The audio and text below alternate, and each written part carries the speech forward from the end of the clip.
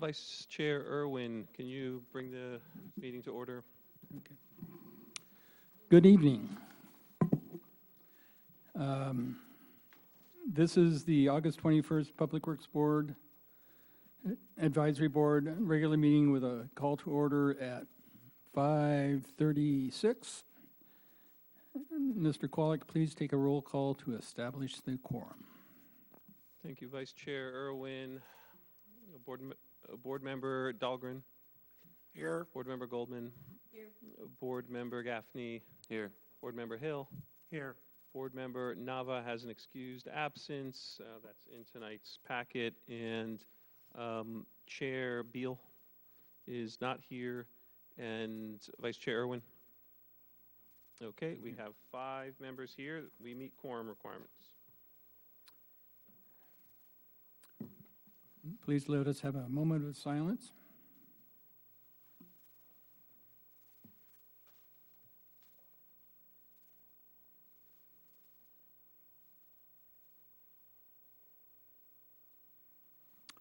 Do we have a volunteer for the Pledge of Allegiance?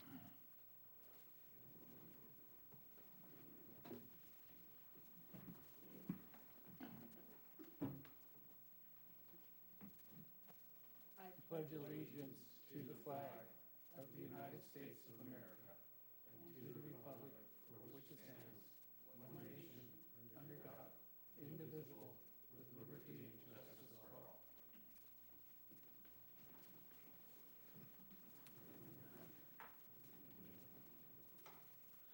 Do any PWAB members have any announcements they'd like to make?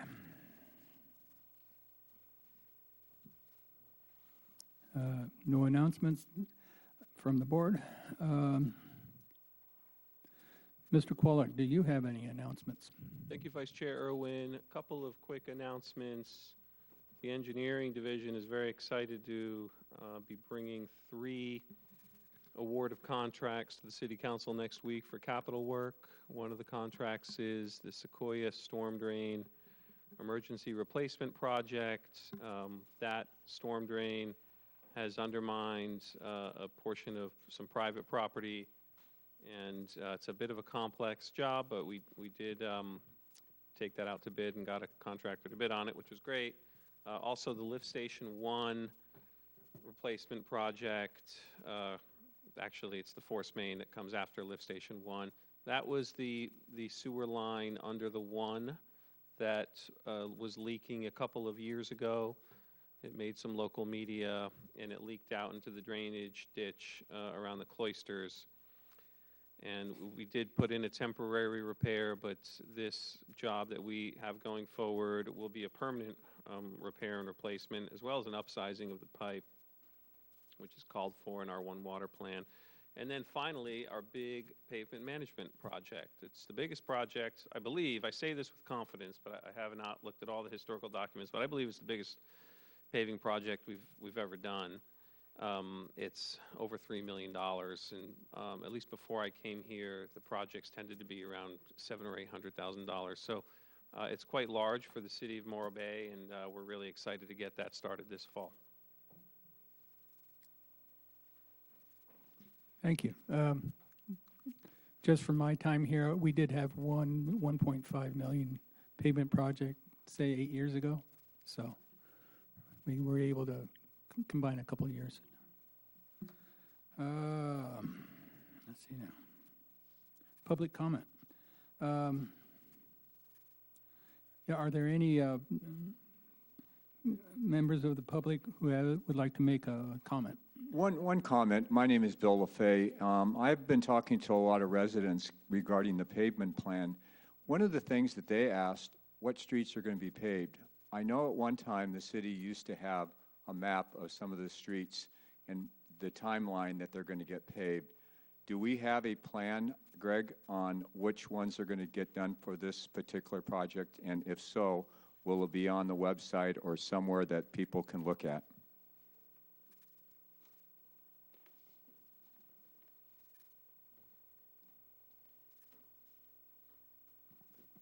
Hi, I'm Betty Winholtz. I was over at the high school today, and as you know, when you approach the high school, they have three bumps that you have to go over to get into the campus itself. I've been unclear of whether that road into the campus actually belongs to the city, or if it belongs to the school, or if it's half and half. But whichever entity is responsible, it would be really nice if at the front, as they do in other places, they say bumps or something that forewarns people that there's a bump coming on their car. They do that at El Chorro Park and in other places. On Los Osos, on Santa Ynez, they warn you that there's bumps coming. I'm wondering if either the school or the city could put up a sign. Thanks. Good evening. My name is Gary Havis. I'm with Bike Slow County. We educate, advocate, and reach out to create a connected community through bicycling. I'm also a regular cyclist with the San Luis Obispo Bicycle Club. Thank you very much for getting after South Bay Boulevard. This has been a long time that we've been wanting to have this happen. It does tend to happen semi-regularly, and it's a huge safety issue for bicyclists who ride on South Bay, as we do 3 days a week, and there may be other groups, but we're out there Tuesdays, Thursdays, and Sundays, and our groups range from 5 to maybe 15 people, and a lot of those people are now riding tricycles. Those tricycles don't fit in the bike lane when it is blocked by vegetation and by debris, and if you're a road cyclist on a upright bike, slap in the face is what you can expect before getting the weeds picked out or the curbside brushed. This is a significant safety issue, and I really want to say thank you much for getting it done on this occasion. My request to you is to schedule this. I talked to some friends of mine with the county that said if this is scheduled before February 1st and after September 1st, there are certain regulations you don't have to worry about, like nesting birds and things like that. It may make it easier.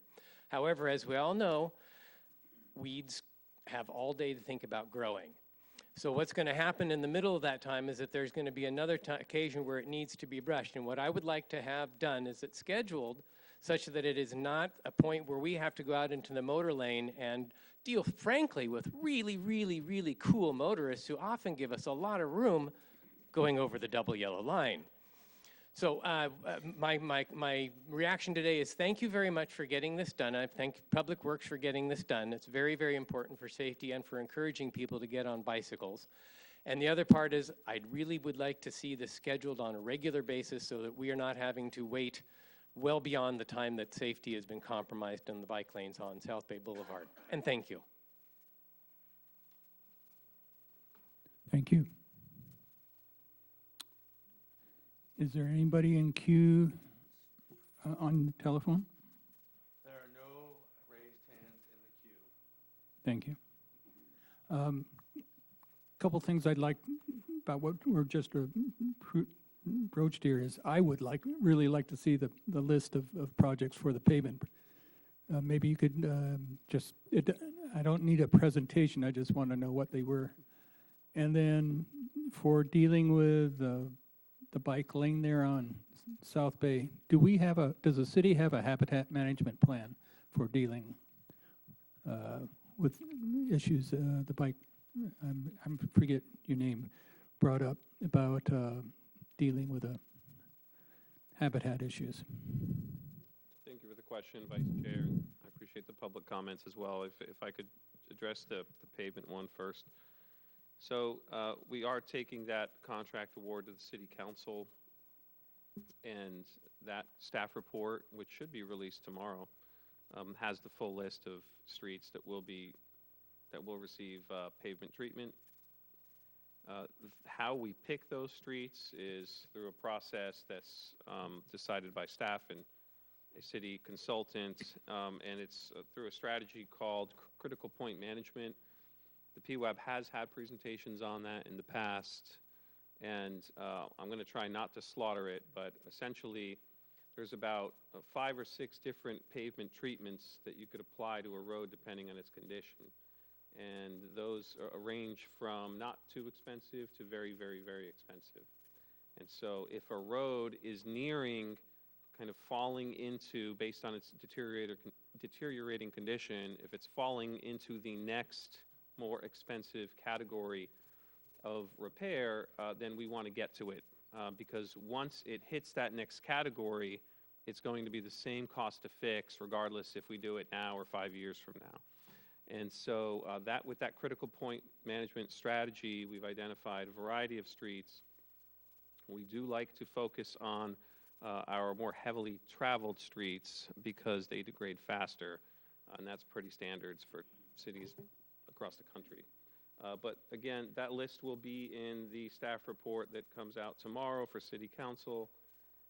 As for the other question about a habitat management plan, I don't believe we do. I have not come across that. We have a major vegetation removal guideline document that came out of community development many years ago that we use as kind of guidelines for how we treat vegetation. It does not necessarily apply to this kind of maintenance work. That's more about private development and what to do with the vegetation that's there. That's at least my reading of it. But I could dig around and see if we do have anything.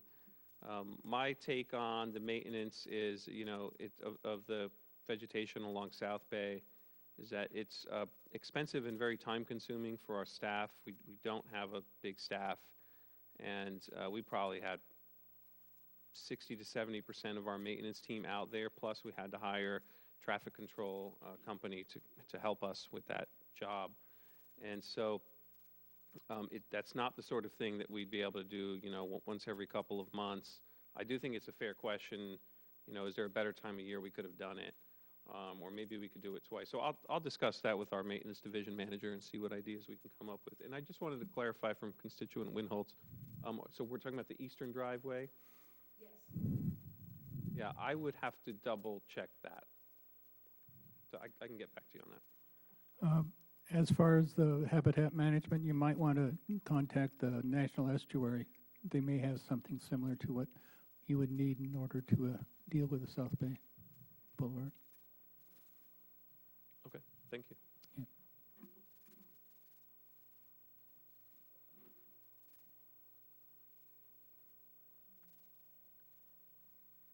I think the only thing we have on the calendar is this consent calendar is the agenda.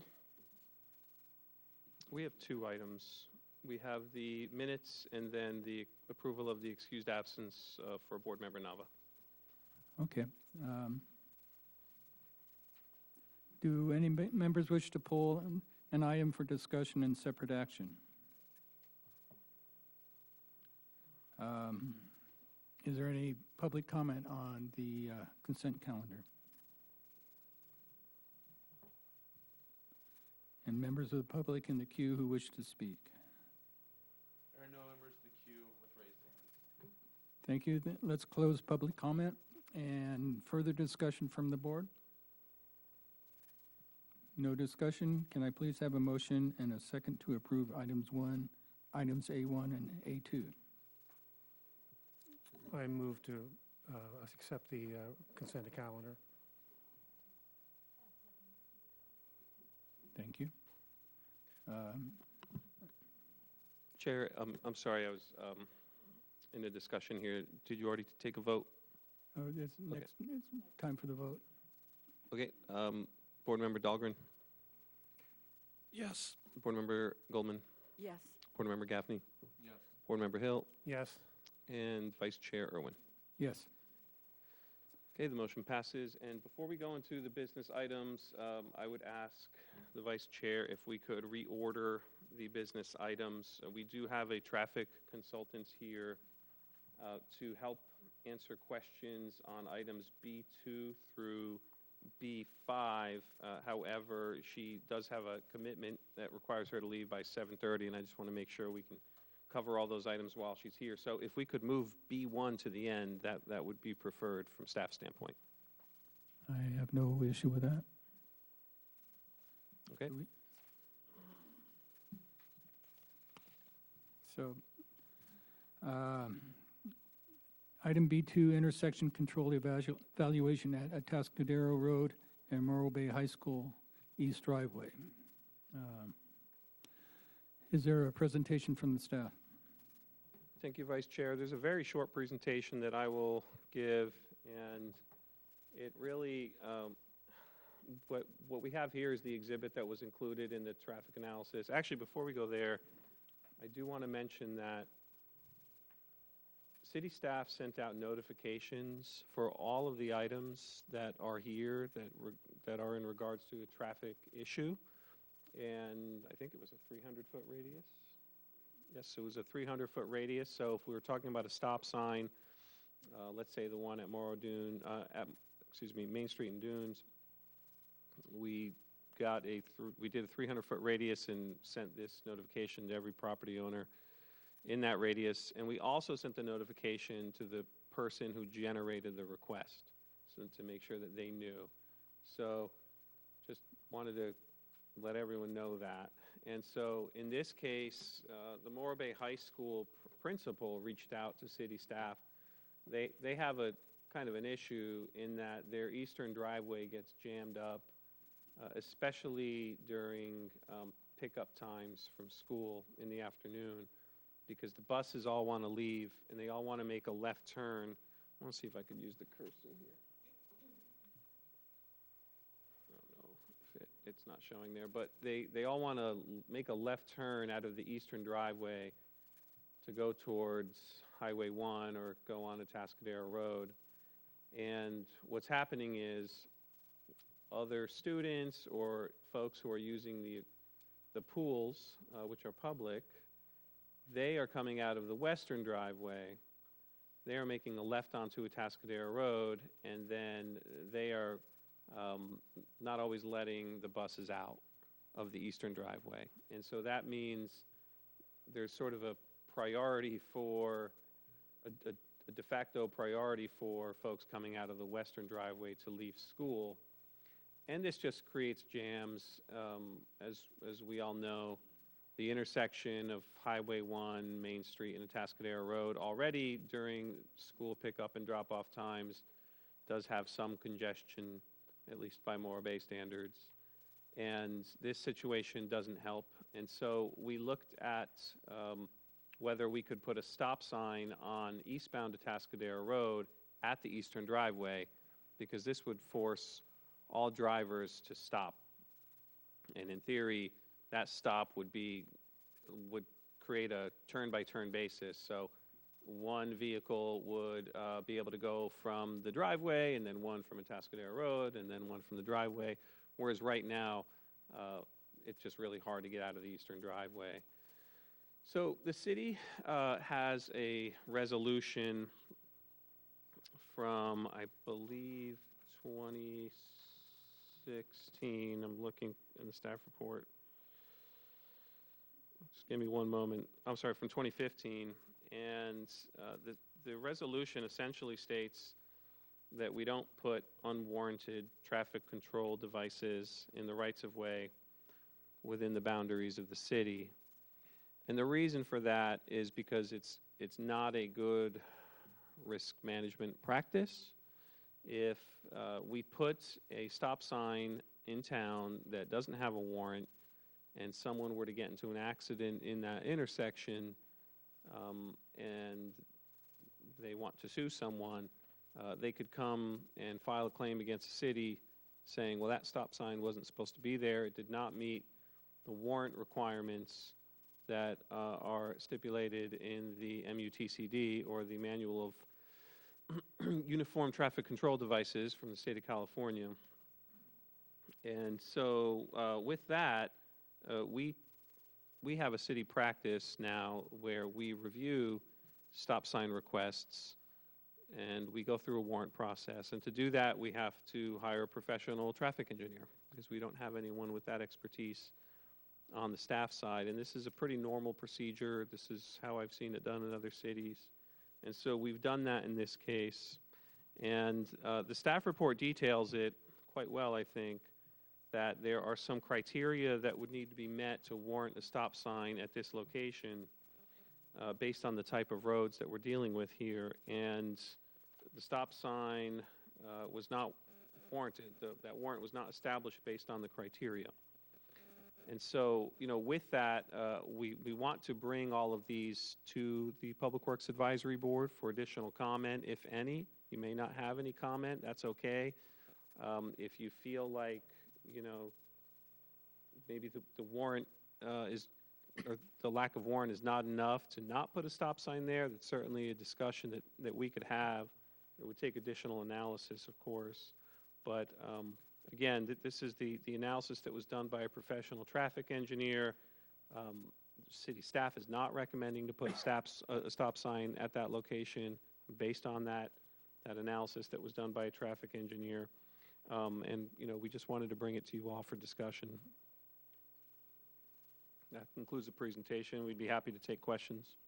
And we also have Michelle, who's representing CCTC, the Central Coast Transportation Consulting. Thank you.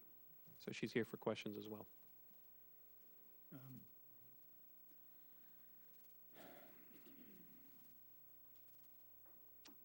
have a question. We should go to public comment first, no? No, that's afterwards. Oh, okay. Jan? Greg, you were talking about where exactly would the possibility of a stop sign be on the eastern exit? Would it be on, there would be for it to be one car and then the other car, there'd have to be one on Atascadero Road then also, right? And at the eastern exit? Thank you for the question, Board Member Goldman. That's correct. There already is a stop sign at the exit of the eastern driveway of Morro Bay High School. There's not one eastbound on Atascadero Road at that same intersection. And so the proposal or the request was from the high school to install a stop sign there. And what you can see is if you're looking at the exhibit, there's those two red dashed lines. Right. And there's sort of like a black T. It'd be right around there. Okay. It would force everyone on eastbound Atascadero Road to stop. But that's only an issue during the 2 hours, the AM hour and that. Otherwise, there's no other issue. It's arguably less of an issue during the morning because it's really when the eastern driveway drivers are competing with the western driveway drivers. And so it may be a little bit of an issue in the morning. It's certainly an issue in the afternoon. It's also an issue when the high school has large events like football games where a bunch of folks are trying to get out of that area at the same time. Well, then the other thing was they were recommending that there be a loop around the east. So which way would that go? Would the loop be eastern to western and then back to Atascadero, or the opposite way? Yeah, so the loop idea, which was included in the analysis done by CCTC, would go counterclockwise. So essentially, let's just take the example of a bus. If I'm a bus and I want to go pick up kids from school, I'd be coming off the highway, let's say, I'd make a right into the eastern driveway. I'd pick up the kids, and then I'd go left. You can't see it in this exhibit, but you'd go left, and you could kind of go through to the western driveway, and then the solution depends on the idea that then the school buses would have a better chance of getting onto Atascadero Road if they also take the western driveway. And then the high school could, in theory, set up a system where there's turn by turn, folks coming from, like the buses coming from the pickup area versus the folks coming out of the aquatics area, it'd go one by one. And that way that we'd achieve the same result, except at that location rather than on Atascadero Road. And so that was just offered as an option that would perhaps deserve further investigation. I did email the school district about that, and they didn't like the idea. And their comment to me was that, this was not like a do or die thing. If they didn't get the stop sign, that they'll live with it. So, yeah. And then when the roundabout is done, that will change the pattern also, wouldn't it? That's an interesting question. I don't think we would have a definitive answer at this time. I mean, largely, the problem still exists. The only problem that would be alleviated with a roundabout is that there wouldn't necessarily be all the backing up from that intersection all the way back to here. But the buses would still have to fight to get onto Atascadero Road. Okay, thanks, Greg. I had a question. To be clear, we're talking about one stop sign going northbound, correct? Going Like eastbound. eastbound on Yes. 41? So there wouldn't be like an additional one like installed like in front of the Hampton Inn? Correct. So people going actually to the other two entrances, like the cars parked there would still have to navigate that traffic, right? Like it wouldn't be like a one car go, because if there's many cars coming this way, then that's going to impact the buses getting on there anyway, right? Am I clear? Like that it's not going to be like a two-way stop at that location. It'll only be eastbound. I understand your question, and I would say the answer is yes. I mean, so if a stop sign were installed on eastbound and not on the westbound side, still the bus, and this is just an example of the bus, but I think that's the main issue. The bus wouldn't know unless someone had their turn signal on. Yeah, when to go or when they could when go. to go. But they'd certainly be in a better position with making that left turn because the other side is stopped, whereas currently there's no reason for anyone to stop to let a bus in.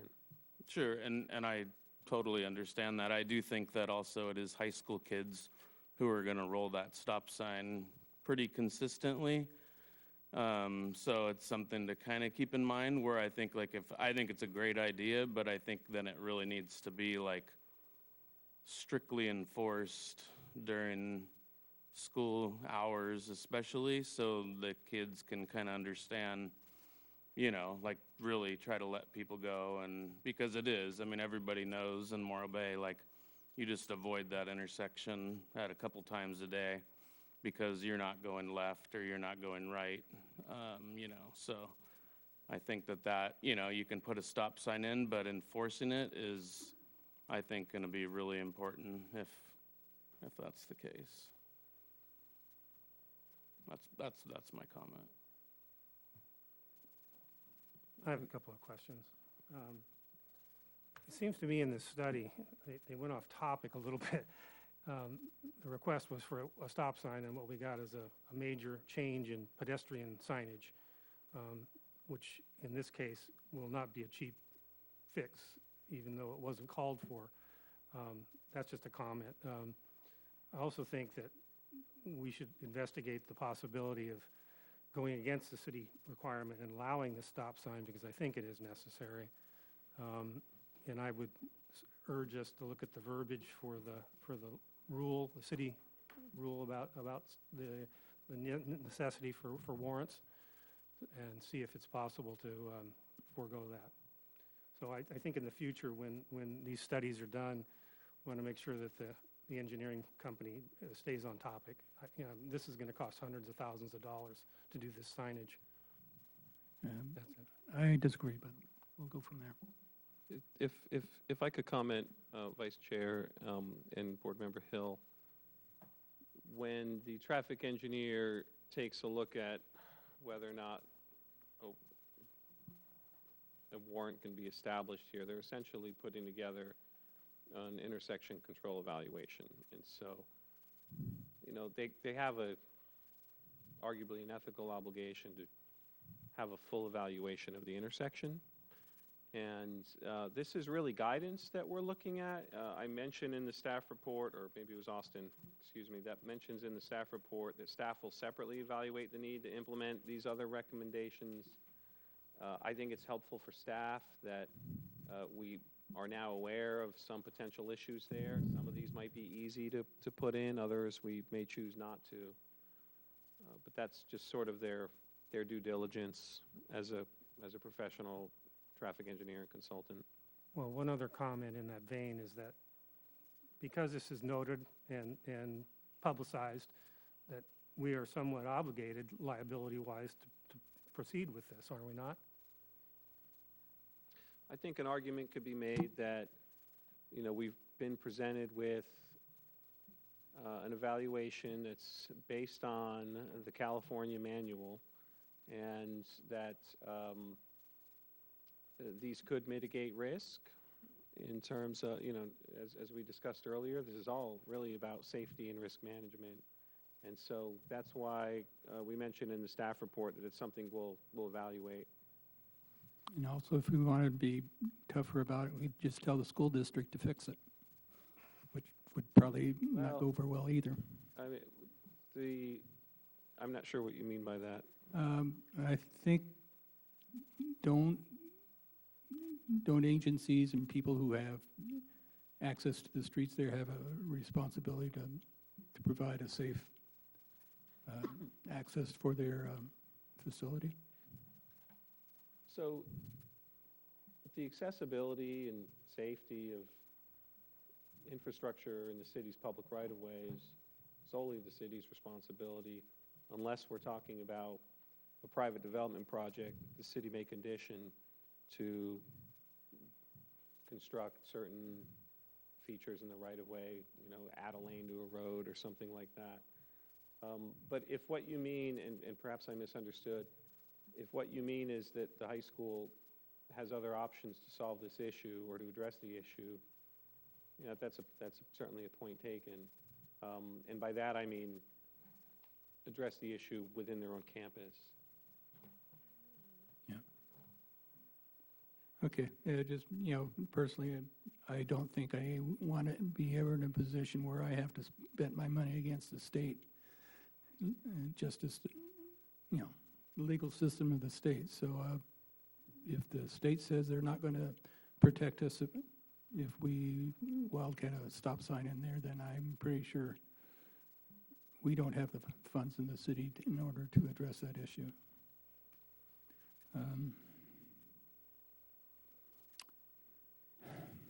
Yeah, but the other thing is I'm not personally really thrilled with it, with questioning a professional engineer's findings on an area of their expertise, especially if they've been hired to address that. We may have questions we want them to answer, but we're not in a position to direct them to do anything other than what their professional opinion directs them to.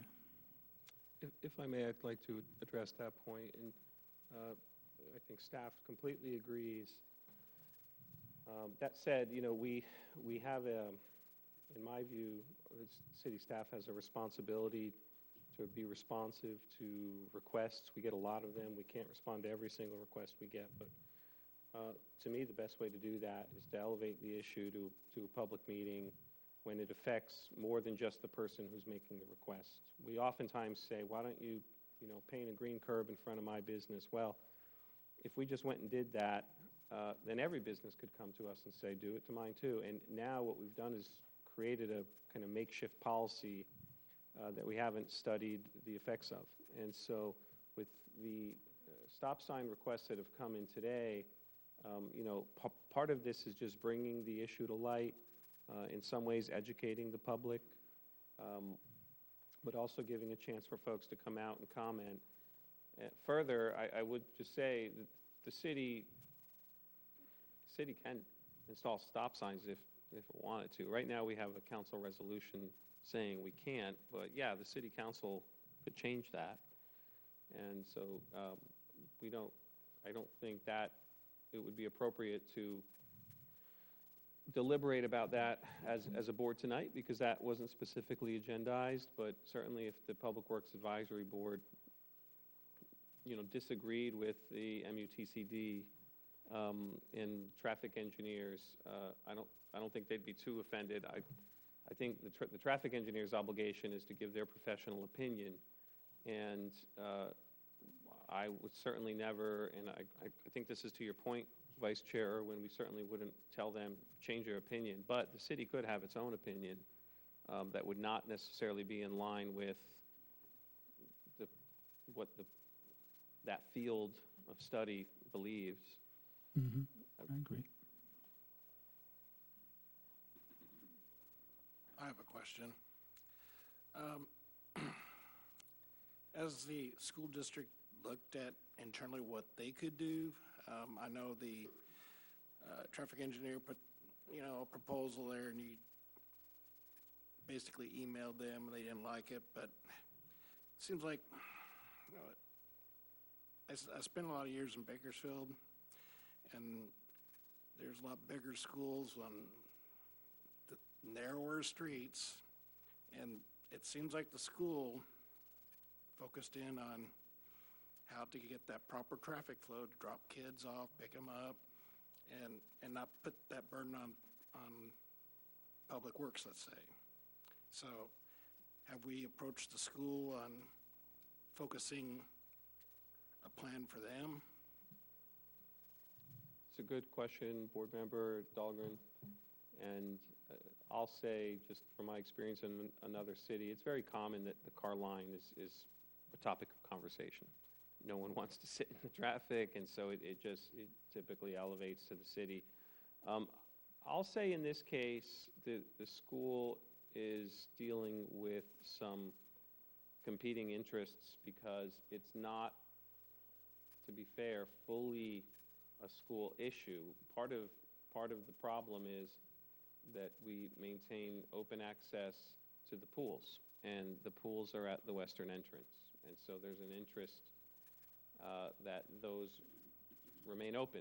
And if you want to go swimming at 2 o'clock in the afternoon, and then you're ready to leave, and that just so happens to be the time that the kids are getting out of school, you still have the right to leave. You're not stuck there for half an hour while the buses sort themselves out. So I would just want to extend a bit of grace to the school in that it's not as simple as just a school issue. It's partly the issue of access to the aquatic center, which is in coordination with the city.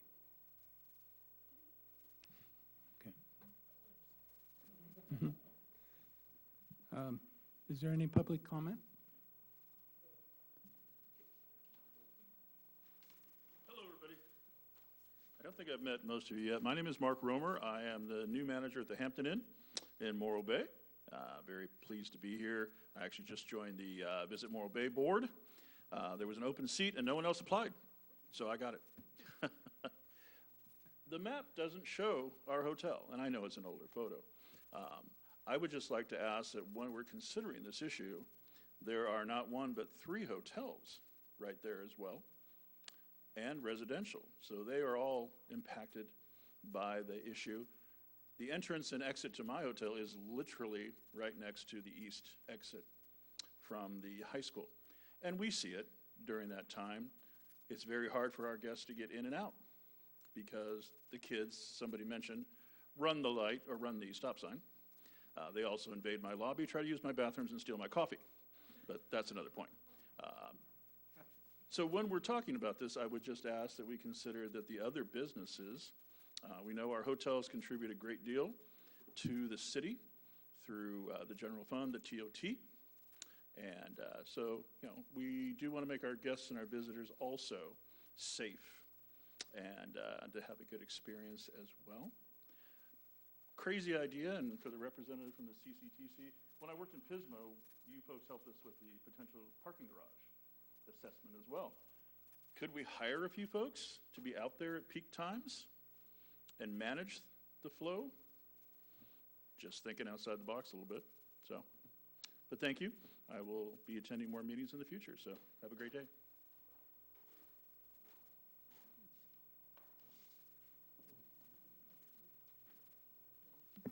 My name's Betty Winholtz, and I think you've received a few emails from me today. This is of particular interest to me because I used to work on campus, tutor on campus, and since they've done the remodel of how they've laid out their parking structure, it's a bit awkward, I think, for the buses to come out the west end because I think the school tried to segregate the kids parking on the east side from the faculty and the swim parking on the west side. So it doesn't create really good flow on the campus itself. But I do appreciate the fact that the principal has asked for this stop sign. I don't see it as a potential lawsuit issue. I could be wrong. It actually seems to me to be a help to help slow things down. I think the idea that it needs to be enforced the first month or so is absolute, that there should be a policeman there so the kids know they're being watched, and so that they have to stop at both stop signs. I'm sure all of you have been to Cayucas, and when you come up the main drag and you're at the 24th Street exit, you know, forever you could just zoom right onto the freeway. And then about 2 years ago, they put a stop sign there. And, you know, all of us caught, and they had big red blinking lights and blah, blah, blah. And we still caught ourselves trying to sneak on there because that was our habit for 20, 30 years. But now, a year and a half later, we know to stop, and then we proceed.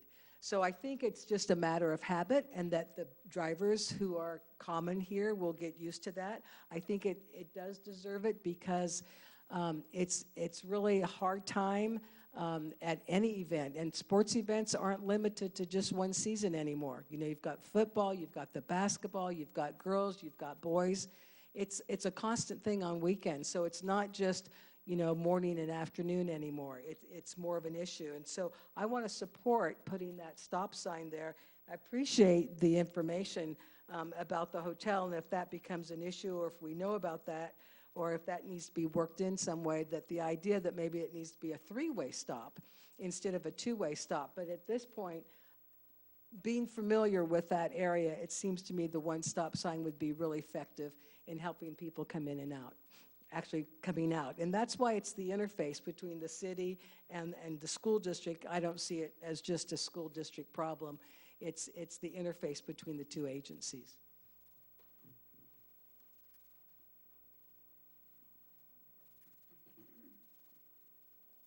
Is there anybody in the queue? There are no raised hands. So is there any discussion we want to have on this issue? Do we have are we to vote on something here? A recommendation? The recommendation, review the intersection control memo for the intersection, provide input on the staff's plan not to install a stop sign, and provide additional feedback as needed. So is there anyone who wants to do a discussion? We haven't done discussion yet. We ask questions. I don't have any need to discuss myself. Does anyone want to discuss the issue? I think nothing further. Then I don't think we have any input on it. And so the next item is intersection control evaluation at Main Street and Dune Street. Item B3. Does the staff have a presentation? Yes, thank you, Chair, Vice Chair. So this is an intersection I'm sure is familiar to all of us. And by the way, just want to call out CCTC is based in Morro Bay. Can you just say where your office is? Right across the street. Okay, so you're very close to City Hall. Yeah, there was a comment that came in about local knowledge. They actually are based in the city, which is really nice for us. So similar situation here. We received a request, in this case from a resident, and it was to consider putting in a four-way stop at Main Street and Dunes. Currently, there's a two-way stop on the Dunes side. There is no stop if you're going on Main in either direction. And so again, I won't go through my whole spiel in the interest of time, but we asked CCTC to put together an analysis of this. They did that. The minimum criteria for a stop sign was not met, and that's based on a few things, including collision history, sight distance, and traffic volume. So they recommended no stop sign. They did have other recommendations that are listed here. As I stated with the other item, staff will evaluate those separately, but we want to close out the stop sign request item. And again, just as with the last item, our recommendation is that the PWAB reviews the memo, provides inputs on our plan to not install stop signs at this location, and provide additional feedback as needed. And we'll take questions.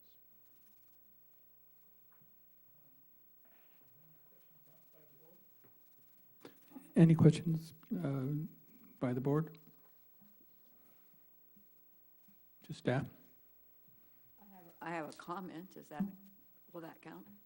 Sure.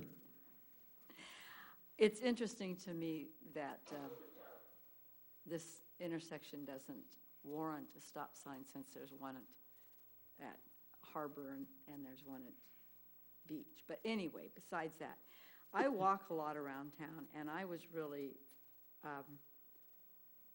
crossing this street is always sort of uncomfortable to me.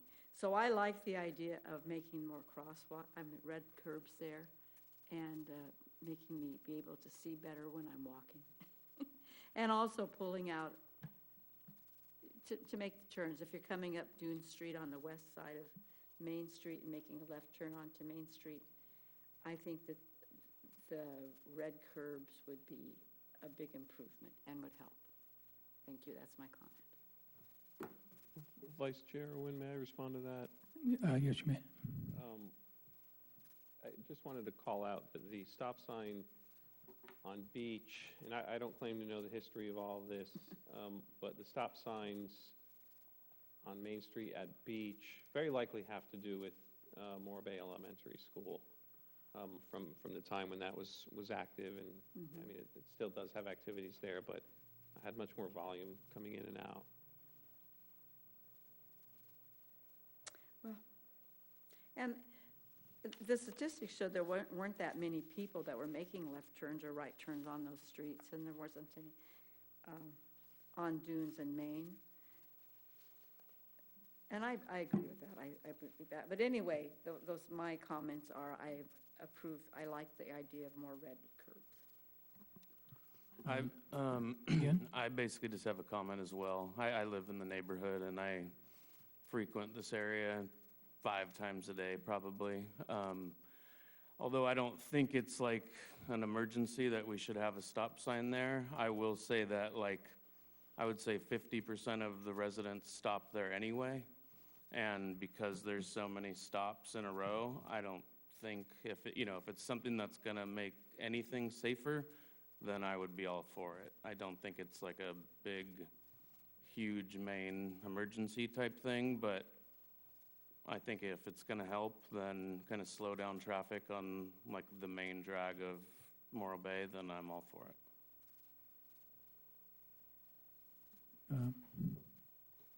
No comment. Okay, I have one thing. I had a conversation with Rob Levick 5-6 years ago, and what he once mentioned to me was, the unusual number of stop signs we have on Morro Bay Boulevard was due to the fact that there was drag racing going on. They were trying to deal with that several decades ago, and so we ended up with, like I say, an unusual number of stop signs, and it probably affected how people thought about stop signs too.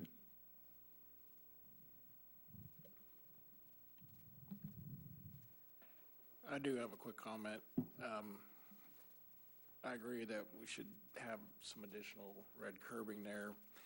And a lot of the tourists thinks it's a 4-way stop sign. Even today when I was driving down there, someone decided to pull out in front of me because they thought it was a 4-way stop sign.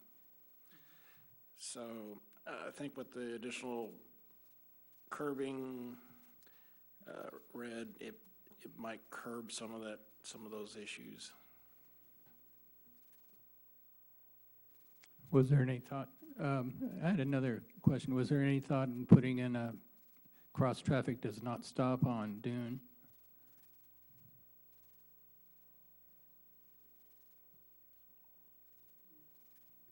I don't know if that has been considered either, but I was thinking the same thing. Sometimes that's done and helps. Yeah, Exactly what, okay. yeah. That's something we could look at. Is there any public comment?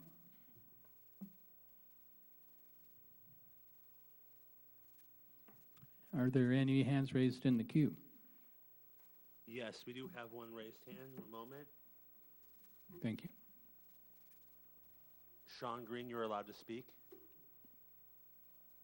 Thank you very much, PWAB and staff. And for what it's worth, I'm really appreciative of Public Works staff going through the investigative process at this intersection, though I'm extremely disappointed with the results. Today's warrants report represents a snapshot of a downtown intersection on a weekday in April rather than a weekend or summer day. It also claims that the 200 feet crosswalk visibility exists. I would argue that southbound traffic on Main cannot see the crosswalk even from about 100 feet away. I would encourage all of PWAB to try standing on any corner of this crosswalk and risk crossing yourself. The report also fails to note the significant percentage of northbound drivers who stop right at Tacos de Mexico despite no stop sign, or pedestrians, which risks sort of rear-end collisions that inevitably render honking if a crash is avoided. It also fails to note the regularity of car honking in general due to confusion at the seemingly four-way stop sign. We're talking 5 to 10 car honks per hour, which are a leading indicator of accidents. The report also considers up to 4 crashes yearly at a single intersection to be acceptable by the state's parameters. So I think in that respect, the warrant process should be discounted slightly in a small town like ours. These considerations seem to misrepresent this intersection's character, importance, and relative safety. Had there already been a 4-way stop in place, it would be interesting to see a study aimed at removing stop signs rather than adding them. My instinct is that CCTE's report would similarly reinforce the status quo. After all, Dunes and Maine is far more dangerous than those at Morro Bay Boulevard and Monterey, Napa, and Shasta, and yet all of those have 4-way stops. Do we want pedestrians to feel safe in our downtown or not? That's ultimately the question. Tacos de Mexico, Bottled Liquor, and Harbor House are 3 of our most frequented businesses in town, serving hundreds of patrons per day. All 3 sit at the intersection of Dunes and Maine, a crossroad that's hard to see, risky to cross, confusing to drivers, and easy to fix. Personally, I don't love the push-button flashing lights nor unnecessary bulb outs that seem to crowd the streets of San Luis, which is why 2 stop signs and crosswalk paint seem to be that easy and cost-effective fix. Instead of painting a few feet of extra red curb that does little to impact the safety and functionality of this intersection, please discount the data presented in today's report and travel the intersection yourself this weekend or next. As a driver, you'll see the visibility problems, perhaps encounter a confused driver or 2, maybe a hesitant pedestrian seeking to cross, or heaven forbid, a near-miss collision between cars, and people. As a pedestrian, you'll see the bravery and speed it takes to cross Main without a stop sign, bulb out, flashing lights, or decently striped paint. In a visitor-serving commercial district, it shouldn't take an Olympian or a daredevil to travel 60 feet across a public right-of-way. So please consider downtown foot traffic and your own local instincts over the arguably misrepresentative report of the outside traffic consultant. Thank you to Greg, staff, and PWAB for elevating this issue. Thank you. There are no more raised hands in the queue. Do we have any board member discussion?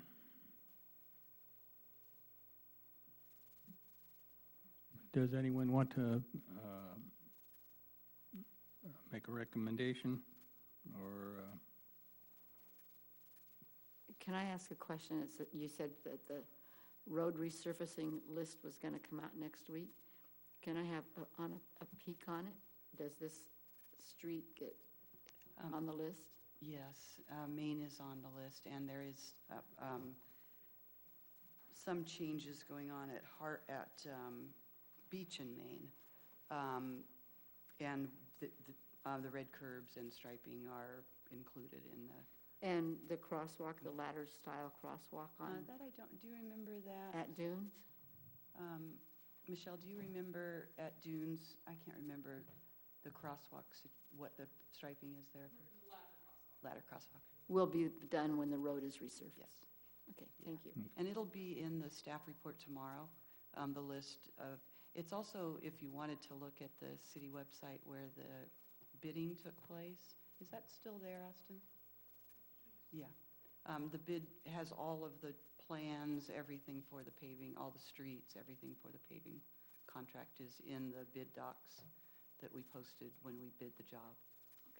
And I'll just add, if anyone's interested in finding that, if you go to the city's website and there's a pull-down tab on doing business with the city and you go to bids, you have to just uncheck to view open bids only. It's the default setting is to view open bids only.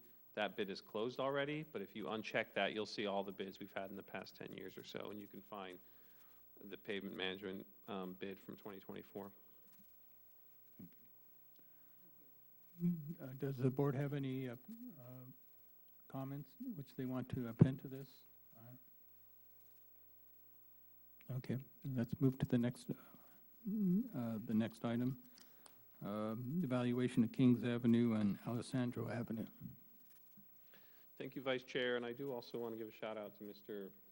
Austin Della, who prepared these staff reports. He's sitting in the audience and is also available for questions.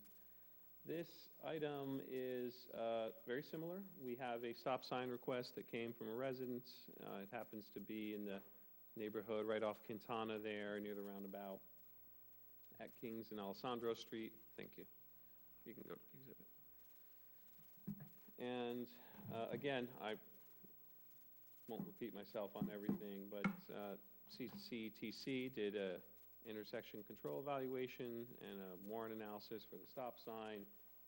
And as part of that analysis, they tested the intersection against various criteria that would have to be met to warrant the stop sign. None of those criteria were met. They did have some other recommendations about restricting parking to include site at the intersection, which we'll be taking a good look at, but other than that, the city does not plan to install the stop sign at that location. We'll take questions. Does the board have any questions to staff?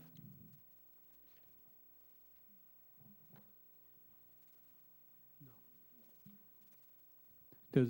Is there any comment from the public? There are no raised hands in the queue. Thank you. Does anyone want to discuss the item? No. So I'm ready to, we're ready to go on to the next item. Thank you, Vice Chair. You asked for public comment, right? Okay. Apologies. So the next item is about angled parking along Pacific Street between Embarcadero Road and Morrow Avenue. And can you pull up the exhibit, please? Thank you. There's a concept that was out there that if we angle parking, we can get more parking spots along Pacific Street. This is important because, as everyone who lives in Morro Bay and works in Morro Bay knows, parking is very limited during the busy seasons especially, and there's just not enough parking on the Embarcadero or on any of the public lots. So folks start parking up the side streets, they start parking on Pacific and Marina and Harbor, etc. And if we could create additional spots, that would be of benefit to the businesses that are down along the Embarcadero and in that general area. And so the concept was interesting and good, but as demonstrated in the memo prepared by CCTC, the roadway widths would not accommodate angled parking on both sides. And not only that, in some cases, we wouldn't even be able to keep parallel parking on one side if angled parking was on the other side. And because of that, in both scenarios studied, namely the 30-degree angle and the 45-degree angle, there would be a net loss in parking spots compared to what is there now. So that's the big takeaway from this memo. I'll note that, as with the other reports that CCTC prepared for the city, they took a look at just the general strip there along Pacific Street and had some other recommendations. I believe it was mostly red curb, or it was all red curb. There's one sign there that they recommend. Staff will be taking a look at those. If implemented completely as recommended by CCTC, we would lose 2 spots on Pacific. So that concludes our presentation. We'd be happy to take questions. It's more of a comment, so it's better to do nothing. We don't lose 2 parking spots. My turn? It was interesting that you lose spaces when you do diagonal parking instead of parallel parking. That's just something that my brain didn't see. But another point that was brought up when you're doing the parking, whether at 30 degrees or 45 degrees, was the people that were parking uphill would not have any place to put their wheels. I hadn't thought about that, so that was an interesting thing to read. And I wouldn't like to be since my car has a stick shift, I would not like to be parking downhill diagonally and have to back up. So those are my comments. Okay, any other? I don't see any reason to have, the board has no comment on this item. I guess it's time for the next item. Chair, if we could ask for public comment. Is there public comment on the parking? Okay. Thank you, Betty Winholtz. I think this was an important study to do because I think it puts to rest questions that the residents have had about this. How do we increase parking? So I think it was really good to get these numbers to see that it doesn't help. And so in a backhanded way, it actually, I think, helps the city to present whatever new parking plan that they have coming forward. And I appreciate that we're not going to go forward with it. Okay. Is there anybody in the queue who wishes to raise a hand? There are no raised hands in the queue.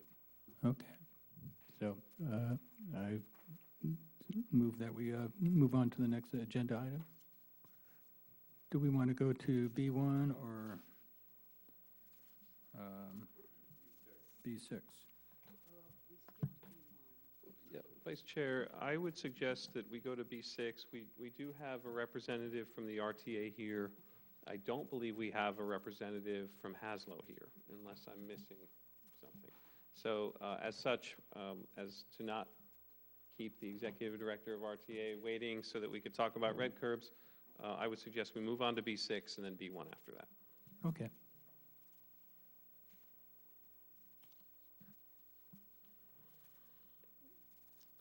So we do have a short staff presentation, and I'll ask Janine Burlingame, Management Analyst in the Public Works Department, to go through the first part of this presentation. I would like to note, Janine has been with the city for 27 years.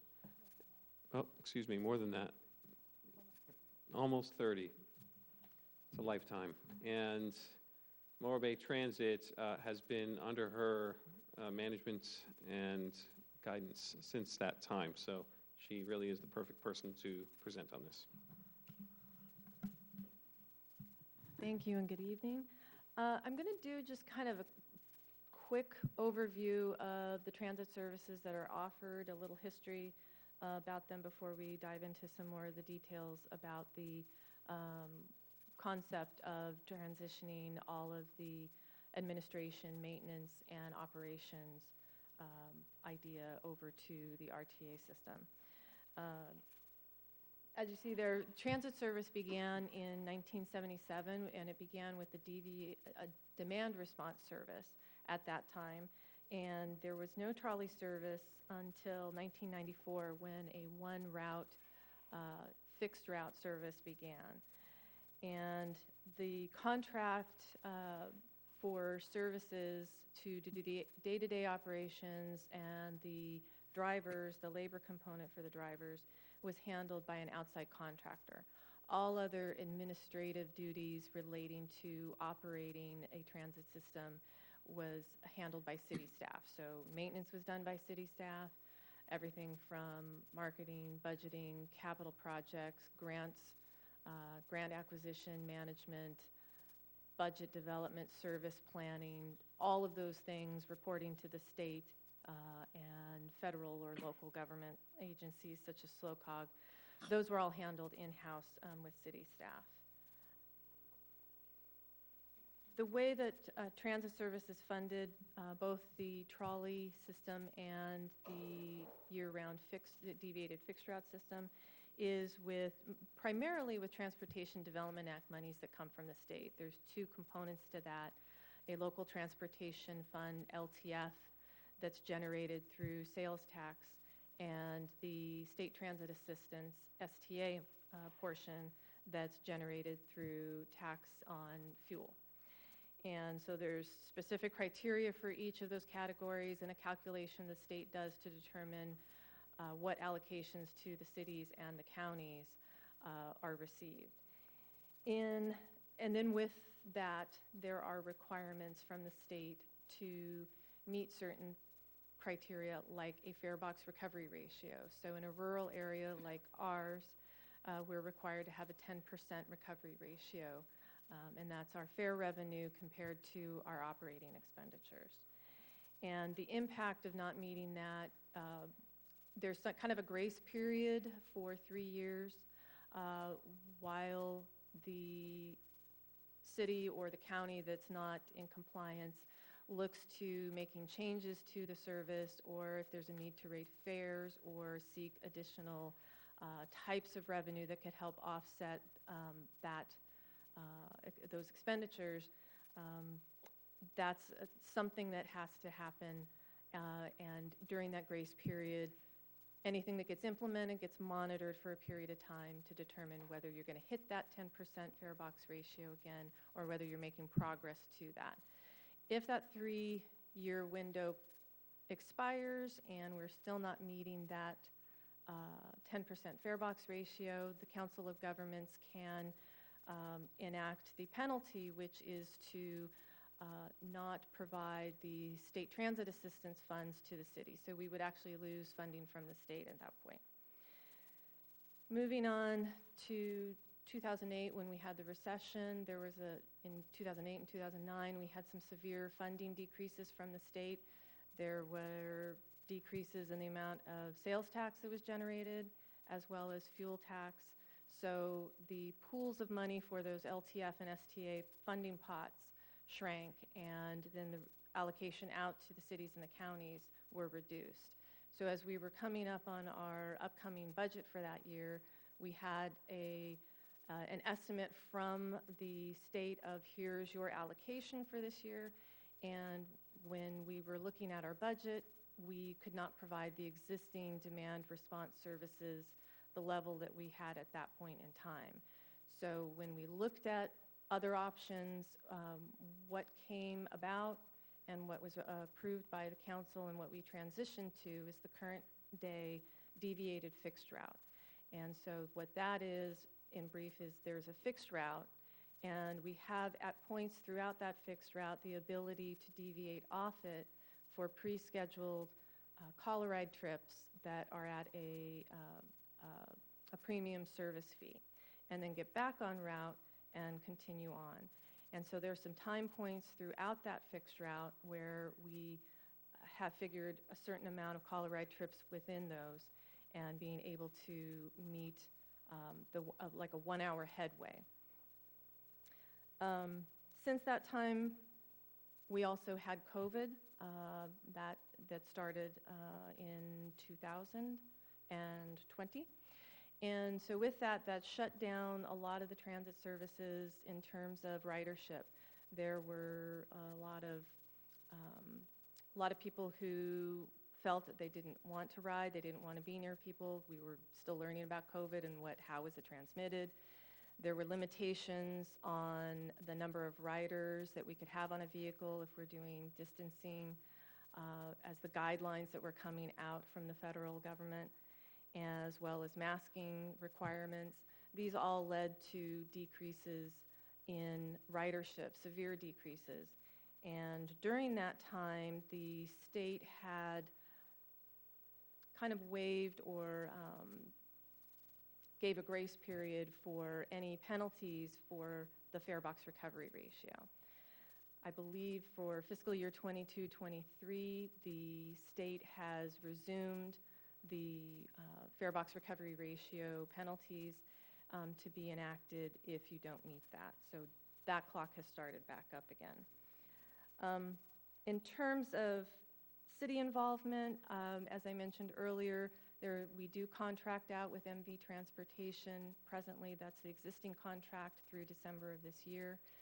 They do the day-to-day management, training of the drivers, recruitment of the drivers, and then the drivers are operated under MV as MV employees.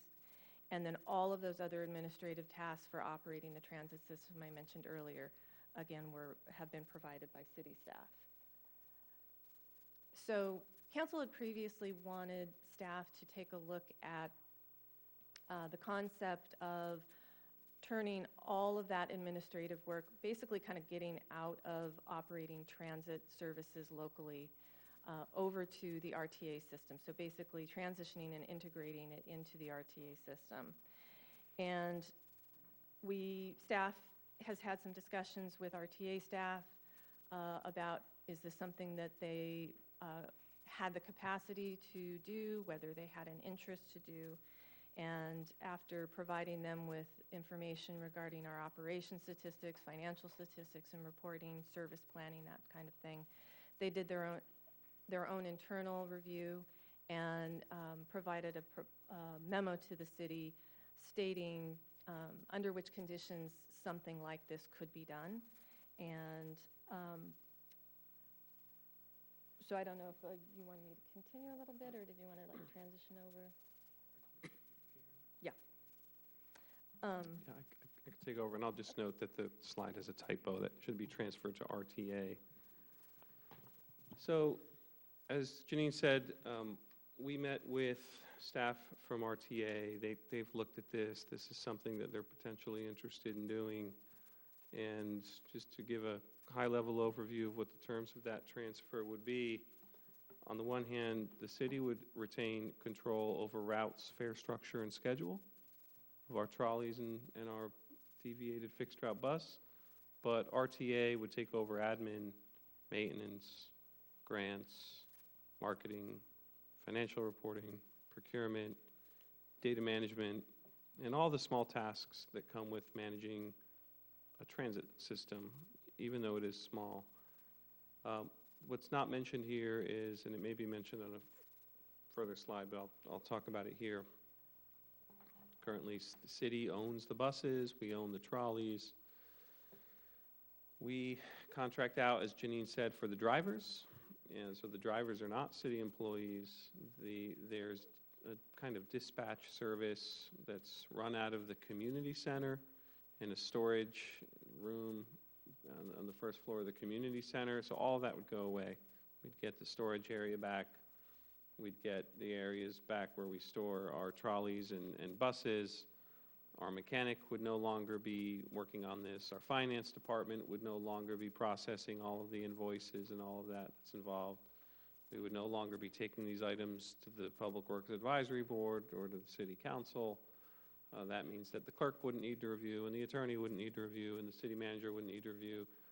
And so there certainly would be a lot of capacity opened up. I don't want to overemphasize that. I mean, but Janine spends a lot of time on this. And currently your position is not paid out of the transit fund, right? It's not 0%. I think it used to be 3% or something like that. So this is not, the money that comes in for the city to perform this work is not paying for any salaries, yet the city is taking on this work instead of doing other work. So, but let's talk about impacts. What would a transfer mean? Certainly there are positives and there are negatives. I think the things we just talked about are more policy issues, you know, do we want to transfer this out or not? But let's talk about it in terms of impacts. So on the one hand, RTA, this is what they do. And so if the transit system went to RTA, the benefit would be that we'd be able to leverage their resources. So, and it's not just staffing resources, that's also a typo, apologies. But they have a large driver backup pool. Right now, for the bus, we have one driver. And sometimes we can get a substitute, but if we ever need a substitute, I mean, it's a very difficult situation we're in. The company that we work with does have challenges in finding drivers in our area. And it's not only in our area, but it's actually all around the state. RTA has better technology for the buses, so the way in which the fares are processed is, you know, all of that would be improved. There's technology that, you know, you can look at your phone and it'll tell you where the bus is and through GPS. The city doesn't have that. So, you know, that would be brought into the system. There is currently a zero-emission bus transition that the city has to comply with.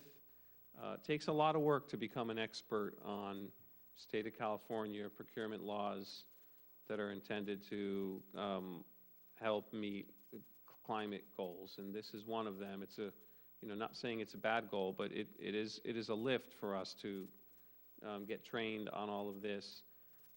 If we transfer to RTA, this is something they're already doing. They are already experts on these questions.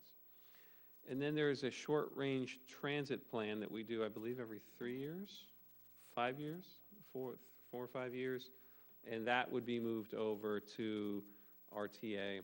Again, they already do these kinds of plans, and that's really when a consultant comes in and takes a full look at the system. Beyond the RTA resources, as I mentioned earlier, it would give the city the opportunity to reallocate resources to other projects.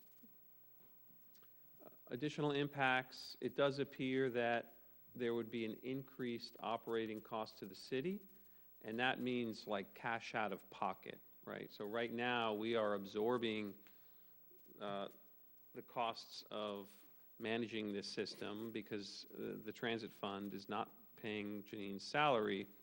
If we transferred this to RTA, we certainly would not be recommending to eliminate that salary. So there's no impact there because we're already absorbing it. However, that means someone at RTA would have to be working on it, and of course they'd have to get paid. And so it would be more expensive to be in a contract with RTA than with our current contractor, MV Transit, for a variety of reasons. I believe to the tune of around $120,000. We haven't pinned that down completely yet, but we wanted to bring it to PWAB anyway because PWAB really isn't evaluating the cost of the system. It's more about the service. So there would be a benefit. We would get some more money from the state. Consolidating these kinds of services opens up access for some state funding. The state wants to incentivize these sorts of consolidations. The funding would not offset the increased operating cost. It might give us an extra 20 grand a year. One impact for the drivers is that they'd have higher wages, benefits, and more opportunities to go full-time. We would have improved rider experience, partly because of some of that high tech. Another one, another impact to the riders is right now, if you want a monthly pass in our city and throughout the county, you'd have to get Morro Bay's monthly pass and also RTA's monthly pass, where presumably that would just be consolidated. And there would be, this isn't really an impact, but we would be able to terminate without cause that agreement with RTA if we decided to go into it and for some reason it wasn't working. So that's kind of our analysis of the ups and downs of this kind of transfer. In terms of timeline, the transition, we'd want to bring it to the city council for them to consider next month. And if they like the idea, then we would be looking to execute an agreement with the RTA by January. RTA would work to try to hire the current drivers from MV Transit. It's certainly not a guarantee, but that's just how they do these sorts of consolidations. And in June, that would be the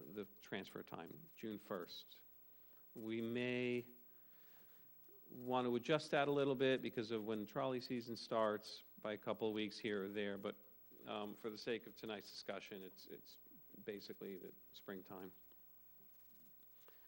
One part of the transition is that the branding, we are calling it a kind of a melt away. If the city decided to transition to RTA to operate its buses, it's not like the buses would all get new stickers the next day. We just kind of keep everything as it is and keep riding the system. And the average rider would not even notice that there's been any change. The drivers would be the same. Again, if they hire the drivers, which is typically what happens in these sort of scenarios, unless there's some serious issue. So if the city council did not want to consolidate our system into RTAs, then we would need to put together an RFP to seek services for drivers, because we've had our contract with MV Transit for a few years now, and we've done a couple of extensions already to that contract, so it really is time to go out to an RFP. But before we do that, we want to have a look at this potential transfer. And so even with that scenario, and RFPs take a long time. They take a month or two to develop the RFP. It's released for a month. Then there's responses to the RFP. We have to evaluate the different vendors, and then they need lead time to start. So if we were to choose a different vendor, that company couldn't just start the next day. So that takes time. So we would also be doing roughly a June 1 start date in that scenario as well. So regardless, the city staff is going to go to the city council and request an extension, but we're also going to be looking for direction from the city council on whether or not to do this transfer. And we believe that they would be really interested in the Public Works Advisory Board's input. And so that's what we're asking for tonight. And we'll be happy to take questions, feedback, or anything we could bring back to the City Council, including a vote if you wish. Does the board have any questions for staff? I have one question. You mentioned the city owns the bus and the trolley. I was just kind of curious, like what would happen to those assets? One question. And the second one is more of kind of, I'm curious to what Janine thinks, if this is kind of her baby. Thank you for the question. I do also want to mention, I apologize, I neglected to mention it, that Jeff Straw, Executive Director of RTA, is here to take questions as well. And the buses would be transferred to RTA, and I'll pass the other question over to Janine herself. So yes, the buses would be transferred over to RTA. Any other assets that are transit related through the transit fund would be transferred over as well. As for my feeling about this, when evaluating this, what do we need to be mindful of? What I'm mindful of is, how is this going to impact the riders? Is this going to ultimately be a good thing for the transit system and the riders who use it? And the potential riders who aren't currently using it for various reasons, and will there be enough improvements that will be made over time through a transition like this to where we will see new riders? And that's my hope. And so looking at the proposal from RTA and the concept of transitioning all of the administrative maintenance and operations to them, like Greg said earlier, RTA, this is their business. They do transit. The city staff, we do transit, we do roads, we do solid waste stuff, we do memorial stuff, we do a lot of other things in addition to that. So the ability to have RTA do its sole focus is something that I think is a big plus. So when looking at all of this, that's something that I am looking at as well. Does anyone? Yeah, I have a question. Is RTA, are they fully aware of like the trolley system and how that works here in town? I mean, that's more of a benefit to Chamber of Commerce than it is for people that want to go someplace in town. Thank you for the question. We'll bring up Jeff Straw. Yes, my name is Jeff Straw. I'm the executive director of the RTA. I've been here for 12 years. My goal is to retire here. I love living in the Central Coast. So in terms of the types of services, the RTA was really formed in 1989 to provide connections between the cities. We call ourselves the intercity services. So we connect Paso Robles all the way down to Santa Maria, all the way up to up Highway 1 to Hearst Castle. But we also operate services on behalf of other entities. So this wouldn't be the first time we would consolidate an agency into our program. We operated as sort of a separate silo so that the city would still have control over the types of services that are operated in your city, as well as route level stuff to fares, to span of service during the day. A very similar one is the one we consolidated with in Paso Robles. They consolidated their services into RTA in 2014 on an initial 10-year contract, just re-upped it again earlier this year. So they still set the fares. The city council sets the fares, adopts their budget, and then provides it, and then we sort of fold it into the whole RTA. We also consolidated the South County services, so the 5 cities area, including the Avila Beach trolley. That trolley service operates in Avila Beach all the way into Pismo Beach. So we're very familiar with seasonal trolley types of services. And another benefit that we bring to the table is we've got a real wide range of fleet that we can back up your services. And as we melt away the branding, you'll start seeing more green and blue buses coming to town and not so much just the white vehicle, but it reduces the number of vehicles necessary to operate. So we can share the spare vehicles, we call them spares. So if a vehicle breaks down, we can slide another one right in. Or if a driver becomes sick, we can bring a driver over, or some other emergency. So yes, we're very familiar with the services. We operate 2 routes into Morro Bay right now. Route 15 operates from Morro Bay 5 trips a day, 7 days a week up to Cambria and San Simeon. And that's a route deviation service, the same type you operate here. The Route 12 service operates hourly service 7 days a week from SLO to Cuesta College into Morro Bay, over into Los Osos where I live, back over to Morro Bay, and then back into SLO. So those are hourly services we operate. And a real benefit of this is that having one system and sort of melting away these pillars of different services is the rider understands the service a lot better. It's easier for the drivers to talk about the services and explain them to the riders. So we've seen a real benefit both in the Paso services, the services down in South County, and we also operate services for the county. We operate Napomo Dial-A-Ride, which is we do a deviated fixed route and Dial-A-Ride service down there, as well as some services in Cayucas and some services in Cambria. So those are local services that are generated. Even one of those is a volunteer program that we manage for the Cayucas Senior Center. So yeah, we provide a lot of breadth of services and are very familiar with them. We are cognizant of the local needs, and we don't want to try to trample those, and we would rely on staff to make sure that we discuss these sorts of things as they come up. A bus stop that becomes a problem, or a neighbor complains about a bus going down a road. Those sorts of things, we're very sensitive to those and want to work very closely with staff on that.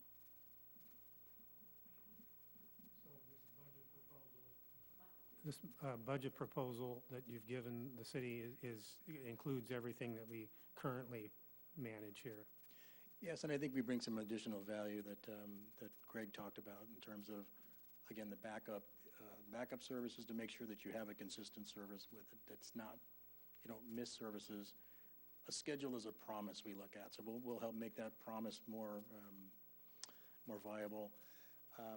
And then the technology. Today's world, people use their phones on our services to buy fares for their kids and send them by phone, and they show them up on the bus and they ding the fare box. So it's a lot easier than having to carry coins. And you can also look on your phone or on the website to see where our buses are. So you can finish that last cup of coffee before you run down to the transit center and jump on the bus. So Janine mentioned that that right now, if people buy a monthly pass in Morro Bay, and they have to buy a monthly pass for RTA. So if with this consolidation, there'll be one monthly pass. Will the residents, the riders, I'm assuming that they will be a lower price, total price, for the one monthly pass for both services? Yeah, so what we've done in the South County area and in the Paso, for example, again, these are kind of different silos of services that we operate on behalf of those entities, is those folks can now use the RTA pass. And it's $47 a month for regular riders, and then seniors, disabled, and children or youth can ride for half of that cost, so $23.50 is the cost on that. Otherwise, you could buy a regional pass, and which covers Morro Bay services and ours, but they're $68 and $34. So by consolidating, you don't have to buy a regional pass, you can use the local pass. But you also can keep a lower cost. So Paso Robles still charges $1.50, where our minimum fare for RTA is $1.75. Same thing in the South County area. That committee that oversees that service, those elected officials, have decided to keep it at $1.50. So again, it's a local flavor thing that your city council can decide. So the Morro Bay rates probably won't go up. Is that what you're saying? Just if the people that are just around town, riding around town, will probably have the option you will have the option to maintain those rates? They would only go up at the desire of the city council. I see. And one more thing. And where will these buses be parked if they're going to be freeing up space in our courtyards? We built a brand new facility in San Luis Obispo. If you've driven on Highway 1 near Prado Road by the Sunset Theater, you'll see our brand new facility. And that facility was completed in 2022 with the vision to make sure that we're ready for the electric vehicle requirements. So we have charging on site, and we've got enough juice coming to the building to certainly take care of our 20-year needs, including the city of... Would our local Morro Bay city bus be housed there also? Yes, it'd be maintained, washed. We have a washing facility. We have a 5-bay maintenance facility, state-of-the-art. So we'd make sure that those vehicles are taken care of. They would have to deadhead back and forth, though. So we call it deadheading. Yeah. They'd leave and the costs include that. So the costs that we proposed include the additional travel time, non-revenue travel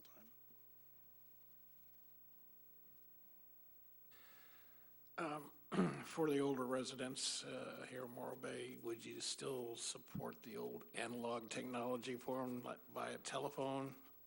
Absolutely. Yeah, so our buses, you can pay cash, you can pay by electronic means. There's a lot of different ways. So you can buy a paper pass, you can stick coins and dollar bills into the machine, or you can use the old school. And we have a telephone. We have telephone customer service from really 4 a.m. until 11 p.m. on weekdays, so we're there to take questions. Yeah, that's what was the telephone service. I'm sorry? It was the telephone service, making sure you'd still support it.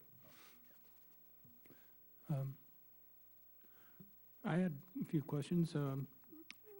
What sort of funding from the Morro Bay General Fund would be required to support this transfer? None directly. So it'd be a zero cost at all? Or would we need to provide some sort of funds to cover the, any changes in the fares and stuff like that? So complicated question, a good question, but a complicated question that we haven't fully sorted out yet. But let's remember that our current system, as we operate it, is completely funded through grants.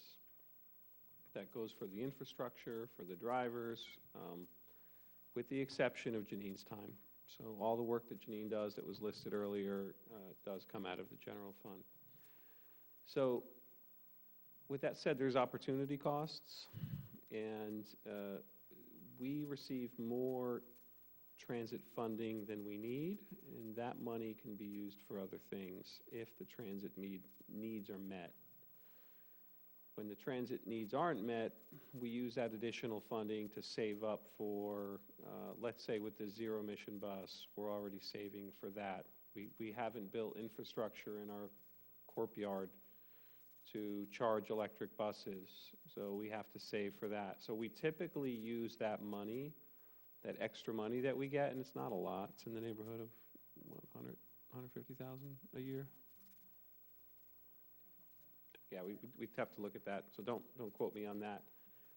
And so there always seems to be something that we need the money for. Recently, we did the transit hub project. That was a year or two ago at this point. But that money was sort of saved up by the city. In theory, if we didn't have any transit needs to meet, we could use that money for paving projects. But there's a lot of assumptions behind that, and that's not something, to my knowledge, that we've often used the money for, just because it gets pushed other places. So those transit needs, like new buses and like charging infrastructure and like other things like that, with the exception of capital projects that happen in the city, those would all be transferred to RTA. So they'd be buying their own buses. They wouldn't come back to us in 5 years and say, hey, we need, $500,000 for a bus. Their price already includes revenues for that. But there are some ways that the city does claw back some of that grant funding. So we have a cost allocation plan, which I'm certainly not prepared to discuss tonight in detail, but essentially for revenue streams that come in through enterprise funds, for example, like our water fund or sewer fund or harbor fund, the harbor fund and the sewer fund and the water fund are supported by administrative activities that the city does that aren't necessarily related to those services. So, for example, we have a crew that handles water operations and maintenance. Well, if the city were to let go of that service, and there would be a new agency that would be created to provide water service.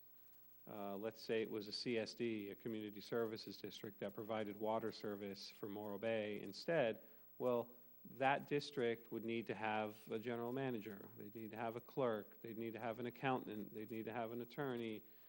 They'd need to have all sorts of services that currently the city of Morro Bay already provides to the water service by virtue of the fact that they are under the umbrella of the city. So to account for that money spent out of the general fund that it provides to enterprise-funded services, the city has set up a cost allocation plan, which is, again, a very common thing. We do so with the help of a consultant. And so that means that currently, I want to say it was $29,000 or $30,000 of that transit fund money, which is grant-funded money, gets returned to the city for those administrative services. Except for Janine. Thank you for the clarification. Yeah, Janine is fit. Yeah, that wasn't put in there. So if all of this money was going to be transferred, and if all the services were going to be transferred to the RTA, the city may not have the same ability to argue that the administrative services of the city manager and the finance director and the accountant and the attorney and so on are actually applicable to transit fund monies, and therefore may not be able to take that $29,000 a year. And so there's sort of an open question of what happens. Does that mean that, and it's one that we just haven't figured out yet, but we intend to by the time we go to the city council. Would that loss of $29,000 to the general fund be covered by the other enterprise funds, namely water, sewer, and harbor? And I think there's a couple other small funds, the Cloisters funds, for example, that also pays into that cost allocation plan.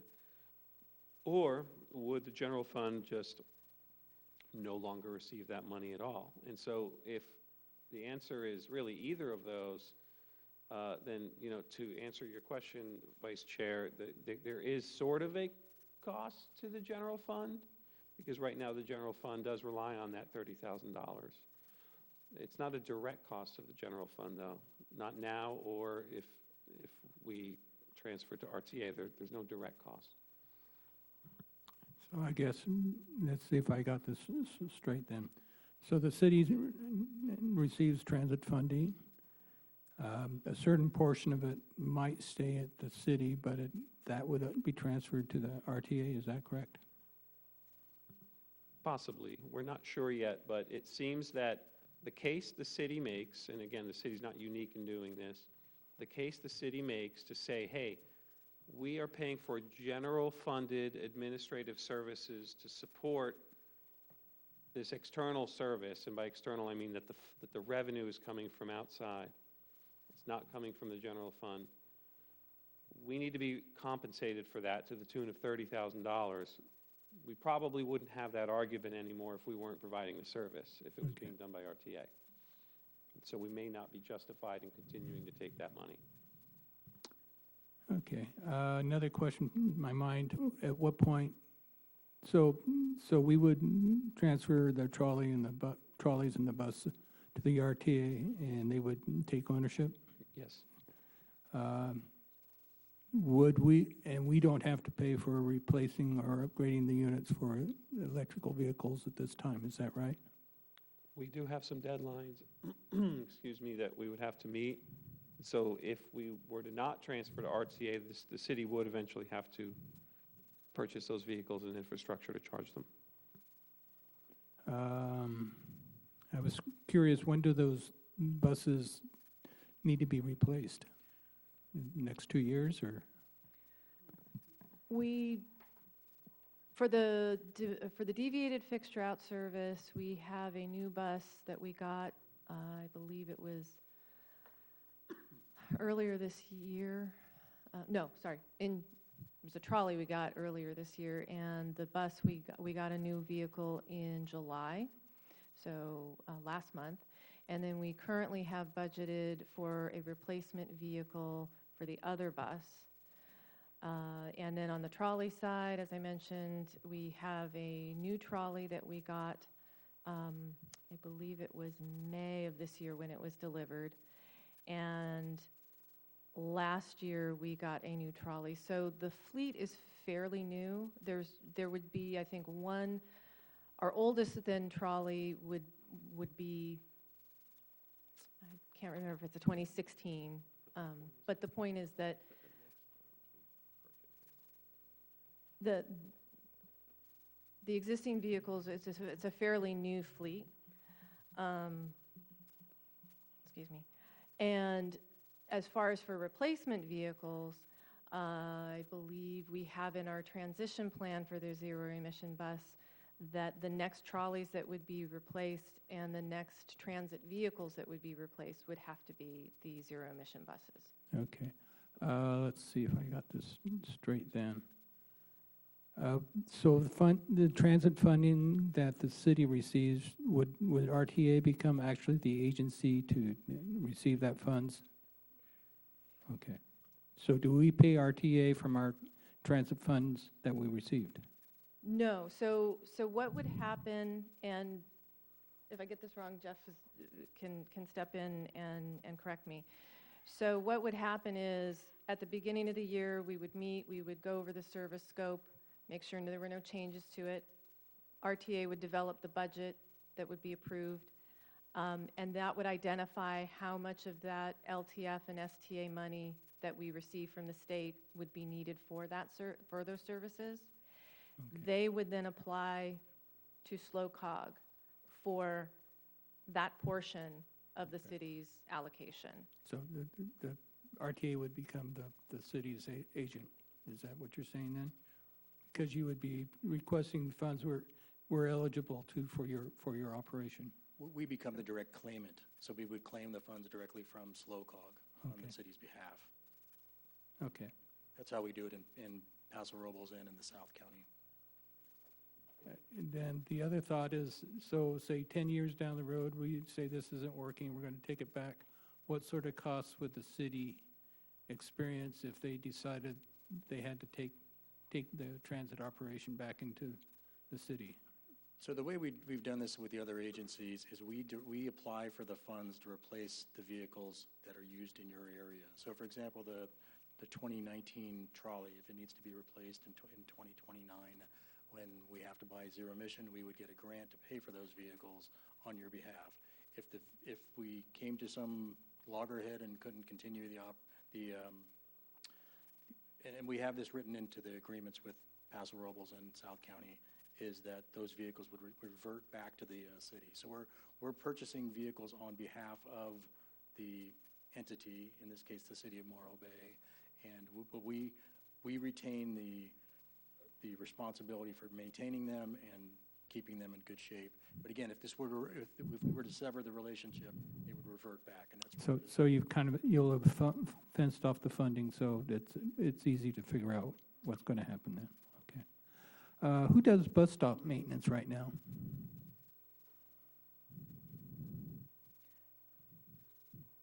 For the local transit service, that maintenance would be with the city. For any RTA stops, that would be with RTA. So for the local stops, say down on Main Street on the north side there, the city still would be responsible for maintaining the bus stops? No, those would, So we would take care of the cleaning we'd empty the trash cans, remove any graffiti, repair any damages. Again, if there's a requirement to replace a bench or something like that, we typically get grants for those things, and we get grants in big piles. We would apply on the city's behalf for those grant funds, and then Okay, so it would be in the segregated funding. Okay, sounds pretty good. Do we want to, is there any public comment? Yeah, Bill LaFay here again. Thank you for the RTA. You know, sometimes economies of scale work and sometimes they don't. I think Janine brought up a very valid point, is what impact is this going to have on the ridership? And I haven't seen anything in this. Have you? I'm sure you've done surveys over the past of maybe what the ridership's concerns are if this does happen, or you know, I'd like to see something like that before any decision was rendered. And, you know, the wages and stuff like this, I mean, it's basically an increase of $126,000. Maybe we could actually utilize that money to pay the drivers a little bit more money, maybe allocate some of that to Janine's budget or Janine's wages.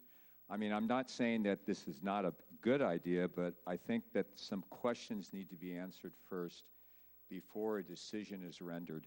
My one question is, if we do consolidate, will the length of time getting from Morro Bay to San Luis Obispo be decreased? I'd like to have that answered also.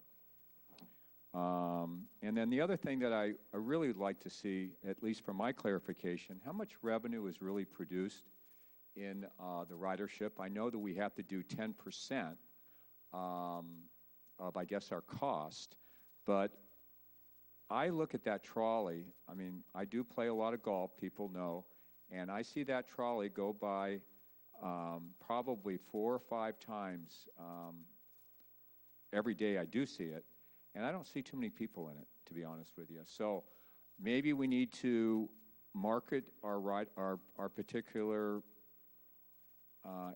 MPT a little bit more, and then also, if we did go to the RTA, of that $459,000, does that include marketing and outreach to the ridership? So those are my questions. Thank you.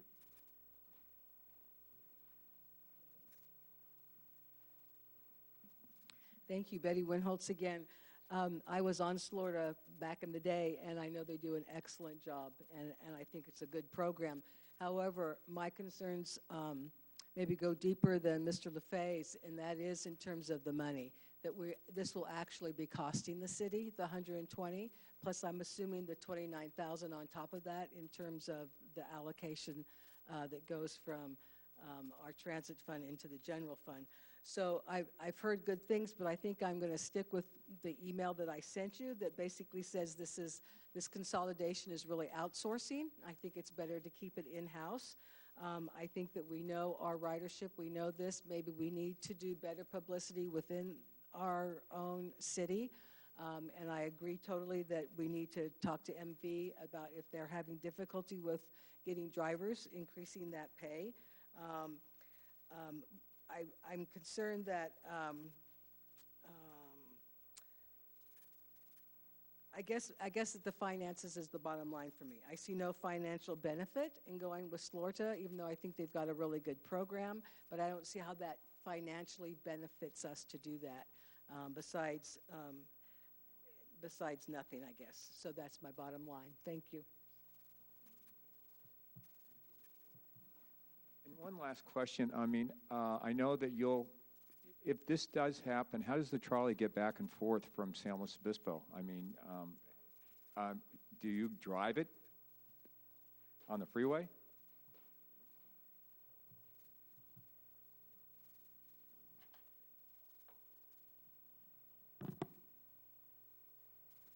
I'll see if there's any online. Do we have any hands raised in the queue? There are no raised hands in the queue. Thank you.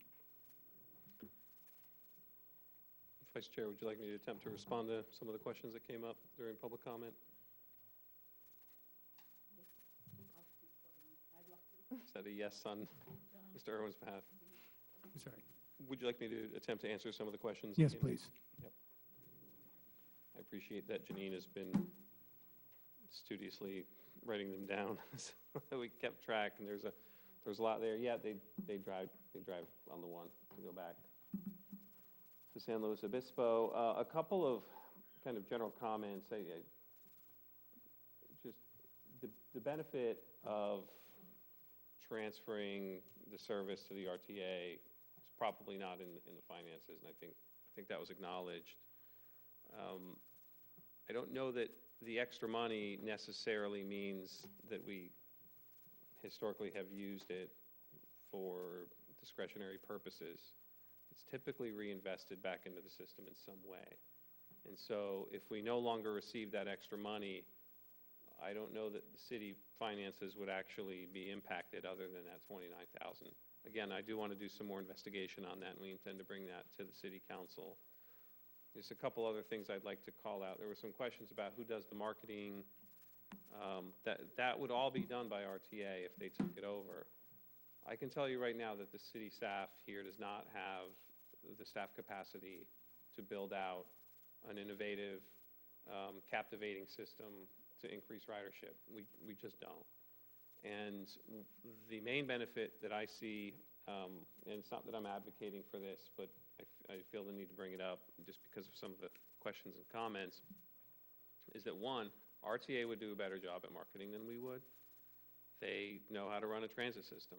We have limited time to work on it. And Janine has been working on this for obviously a very long time and knows what she's doing. Not calling that into question, but she has limited time in her day to work on these tasks. She has a lot of other tasks and responsibilities.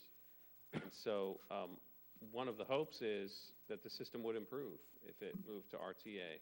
Not only the rider experience, but also the service itself, because as Janine said, they're in this business. This is what they do every day, all day. It is not what we do all day, every day. It is just one other thing to tack on to the mountain of priorities that we have that we could never seem to get out from being under. I just also want to mention a couple other things. You know, Janine, at some point, you heard that she's been here almost 30 years. At some point, she'll retire. I cannot imagine bringing in a new employee and asking them to research and study how to run a transit system.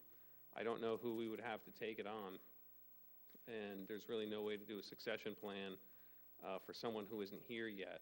And so that would certainly be a challenge for the city, as to how to bring in someone who not only can run a transit system, but is expected to do other tasks. It's a very unique role that Janine has built over time here at the city, and so that's just at the top of my mind as the director.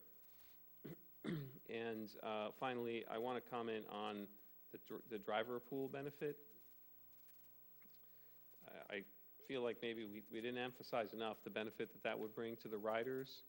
A few months ago, one of the employees of MV fell very ill, unfortunately, and we had to shut off service for half the day for 3 months. So anyone who's counting on the bus, Morro Bay Transit, we had to put up signs at the bus stops saying, we're not coming. We're not coming at 8 a.m. tomorrow. And so those are the sorts of things, because MV has a very limited footprint in this area, as do other private entities. It's a really big impact when a driver gets sick. And as Mr. Strauss said from RTA, because they have a large driver pool, you know, they have arrangements to, I would imagine there's an MOU, there's probably a bargaining unit, and there's rights and there's benefits to taking on an extra shift. We just don't really have that option here. And so it's those sorts of considerations that led staff to initiate the discussions with RTA so that we can improve the experience for the riders.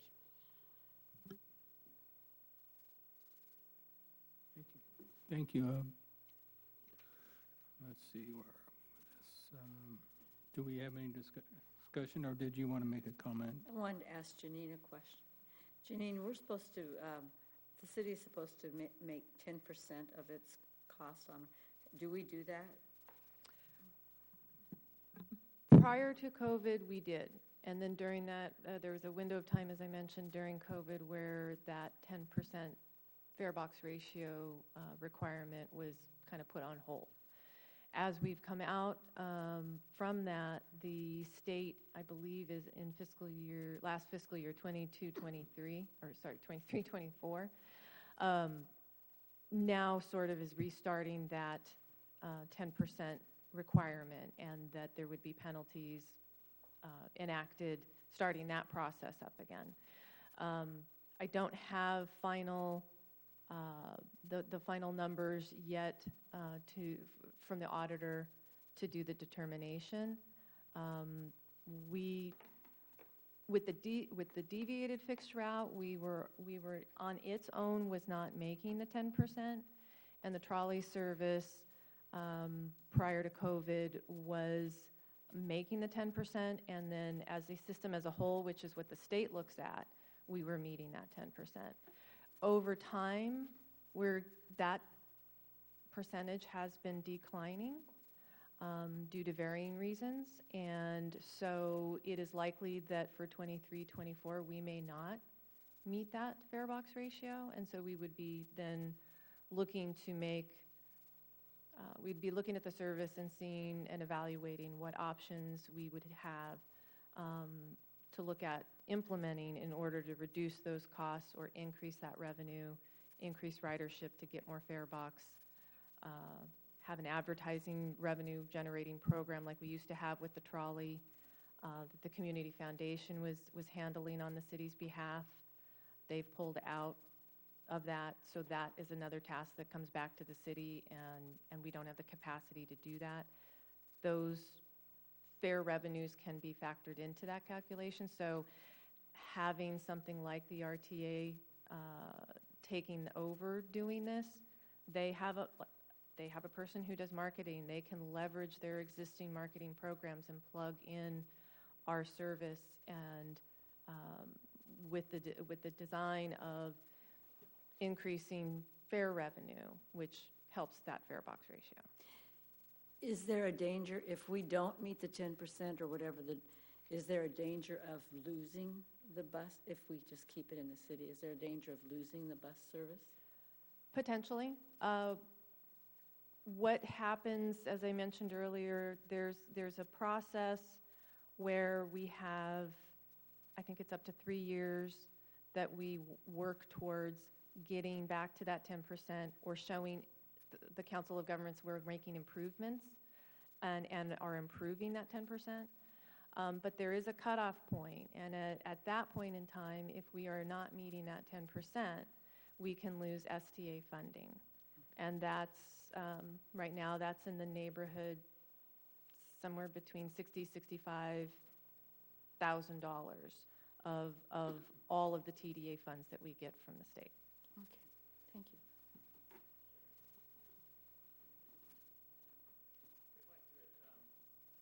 I will say definitively that the city of Paso Robles consolidated into RTA and South County consolidated into RTA because of this fare box recovery ratio penalties. They were both facing that. The RTA operates commuter services. The freeways are busy when? Commute times, right? we provide commuter services, so we have really high fare box recovery ratios, and we can apply that to the entire system. That's the reason they consolidated with us, was to avoid those penalties. And it can be significant, and it can spiral you because you keep losing more and more money, you cut more service, and it just spirals you down. So both of those two agencies consolidated with RTA because we can absorb your losses and not keep the penalties away from you.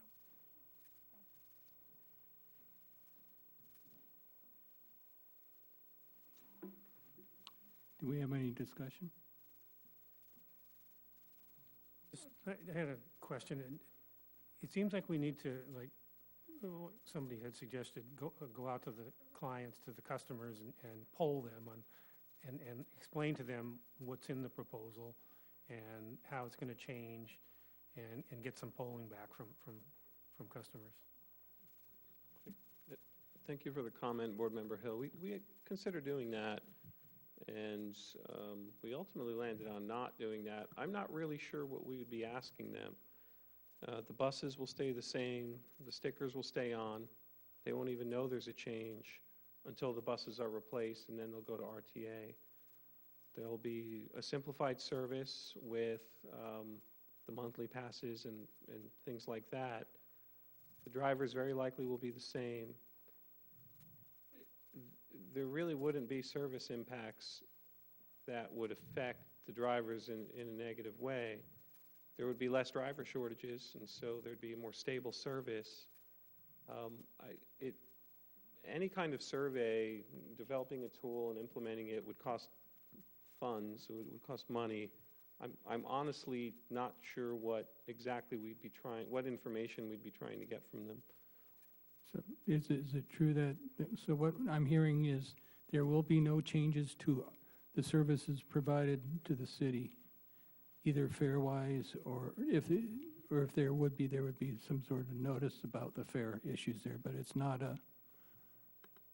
but the current plan is there would be no changes to that the city customer would see to access the buses other than the phone numbers that they would call and the new technical stuff available.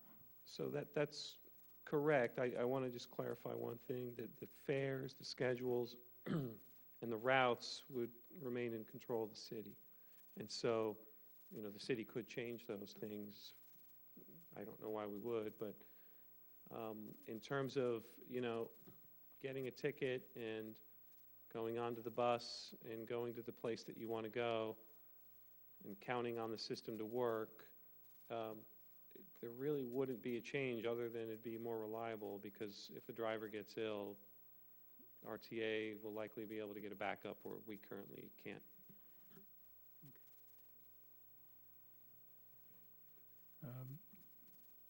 Do we want to provide any input or comments on the proposal?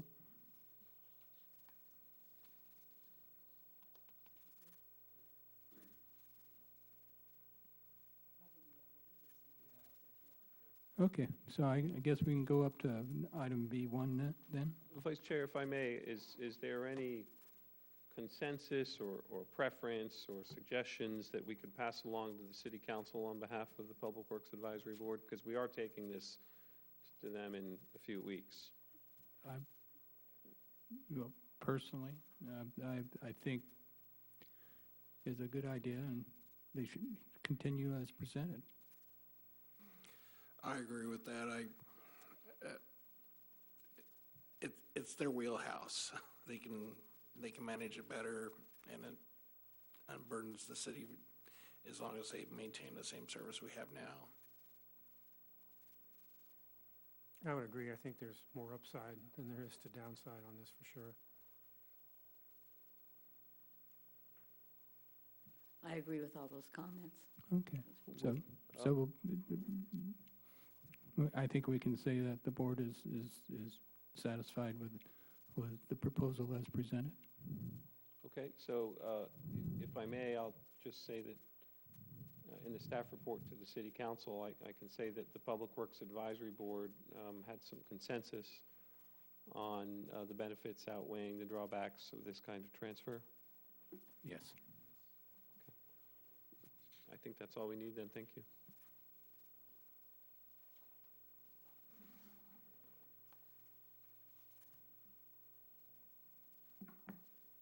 Now we're going back to B1.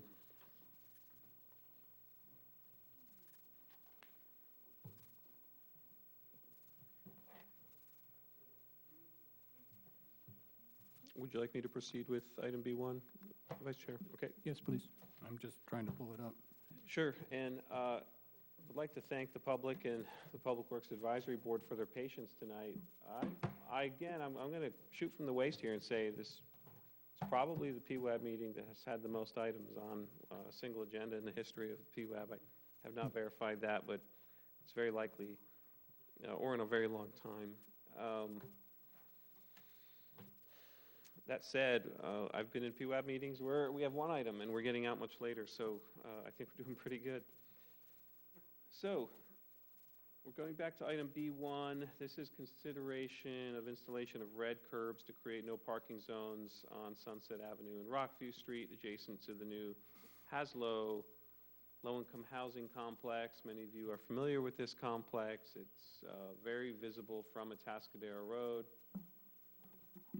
It was a pretty big deal when it came in, and very soon after it was opened, we received a request from their maintenance manager, and I really wish I had a pointer to show this, because it's not indicated here really, but there was a request to get a red curb on the west side there, well, the east side of Sunset Avenue, but on the west side of the image. And the reason for that red curb is there's like a little driveway that is used to roll off the trash bins and the recycling bins by the hauler.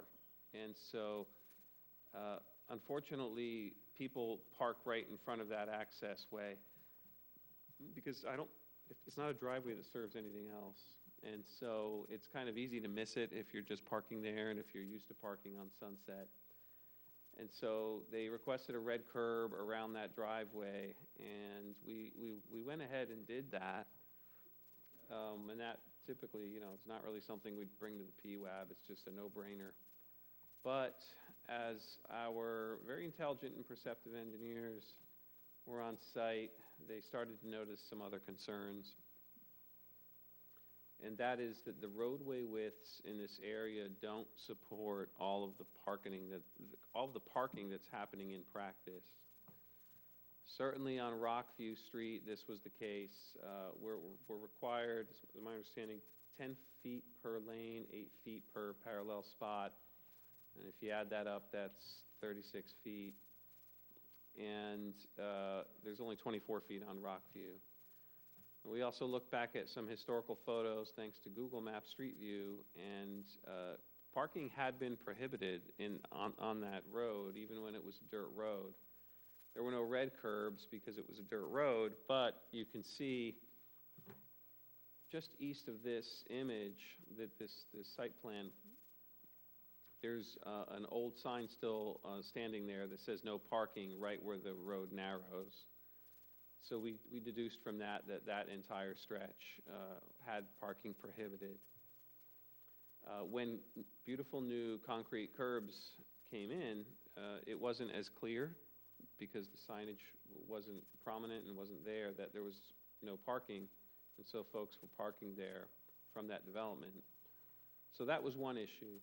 Issue two is very similar. On Sunset Avenue, there are areas where we could accommodate parallel parking on one side but not the other, and then there's a little stretch there where the curb jogs out, and you see that to the left, that no parking is able to be accommodated. And so we looked at that, and we had CCTC. Oh, actually, no, we did not have CCTC look at this. This was done, we didn't need them. We had a look at this internally and figured it out, and we just wanted to bring this to the PWAB. Again, part of the reason we do this is to invite the folks in the neighborhood, so we put out the notification, 300 feet radius from this area. We also invited the original requester of the one red curb near the trash bins, the maintenance manager at Haslo, to come out. We've been in communication with him. He's not here today, but we did want to just, in that way, let Haslo know that, hey, we may be taking away a lot of your parking that your folks are counting on. The danger here is really that if you have folks parked up on both sides of both of these streets, especially Rockview, because of the narrower width, but also on Sunset because of the higher volume, you can't have cars coming both ways. I mean, they just don't fit. And so staff feels it's prudent to red curb it all up so that we meet the minimum widths in terms of parking, and wanted to seek PWAB concurrence on this issue.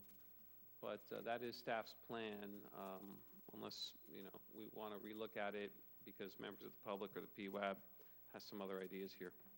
So that concludes our presentation. We are happy to take questions. I have a couple of questions. I did go out and look at the site and actually spoke with a resident there. We will be losing 4 or 5 spaces along that new red curb on the west side of Sunset, in my opinion. And that has an impact. And my question is, on Rockview, they can park on the south side presently, correct?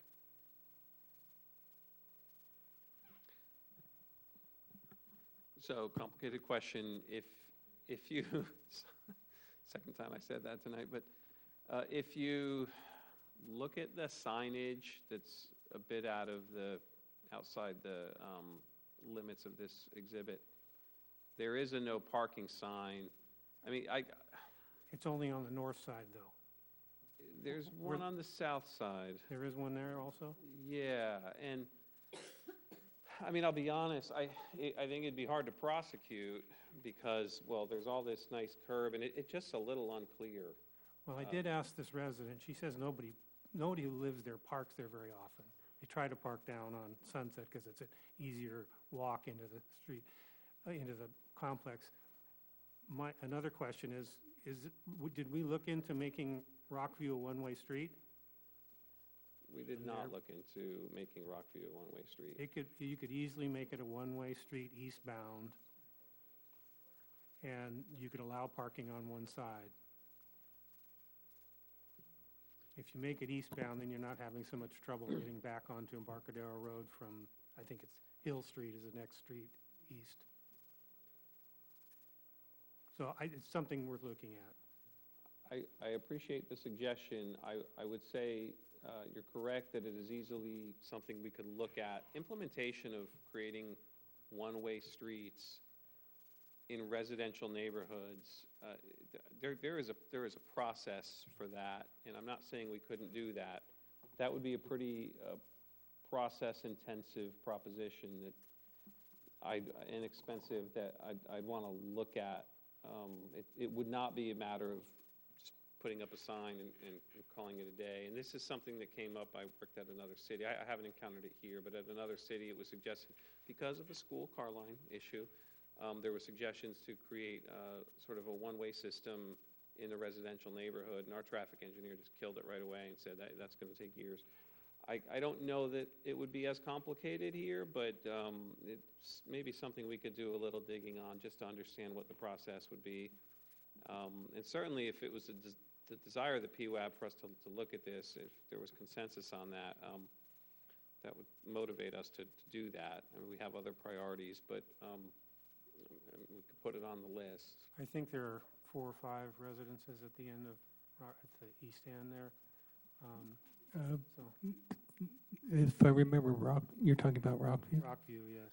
It's a condominiums next door, and they have their own parking on site. It wasn't parking so much as street width and That street width has always not been adequate for two-way traffic, so. So if we made it one way, that would help you.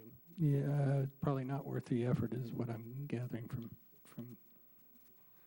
What I also remember too, when it was a dirt road, is I thought it actually was one way. like for as long as I can remember. I mean, I could be wrong, and maybe everyone just kind of operated it as a one-way street because it was so narrow. So that's just kind of my comment on that. Like, I do think the one-way does have some merit for that.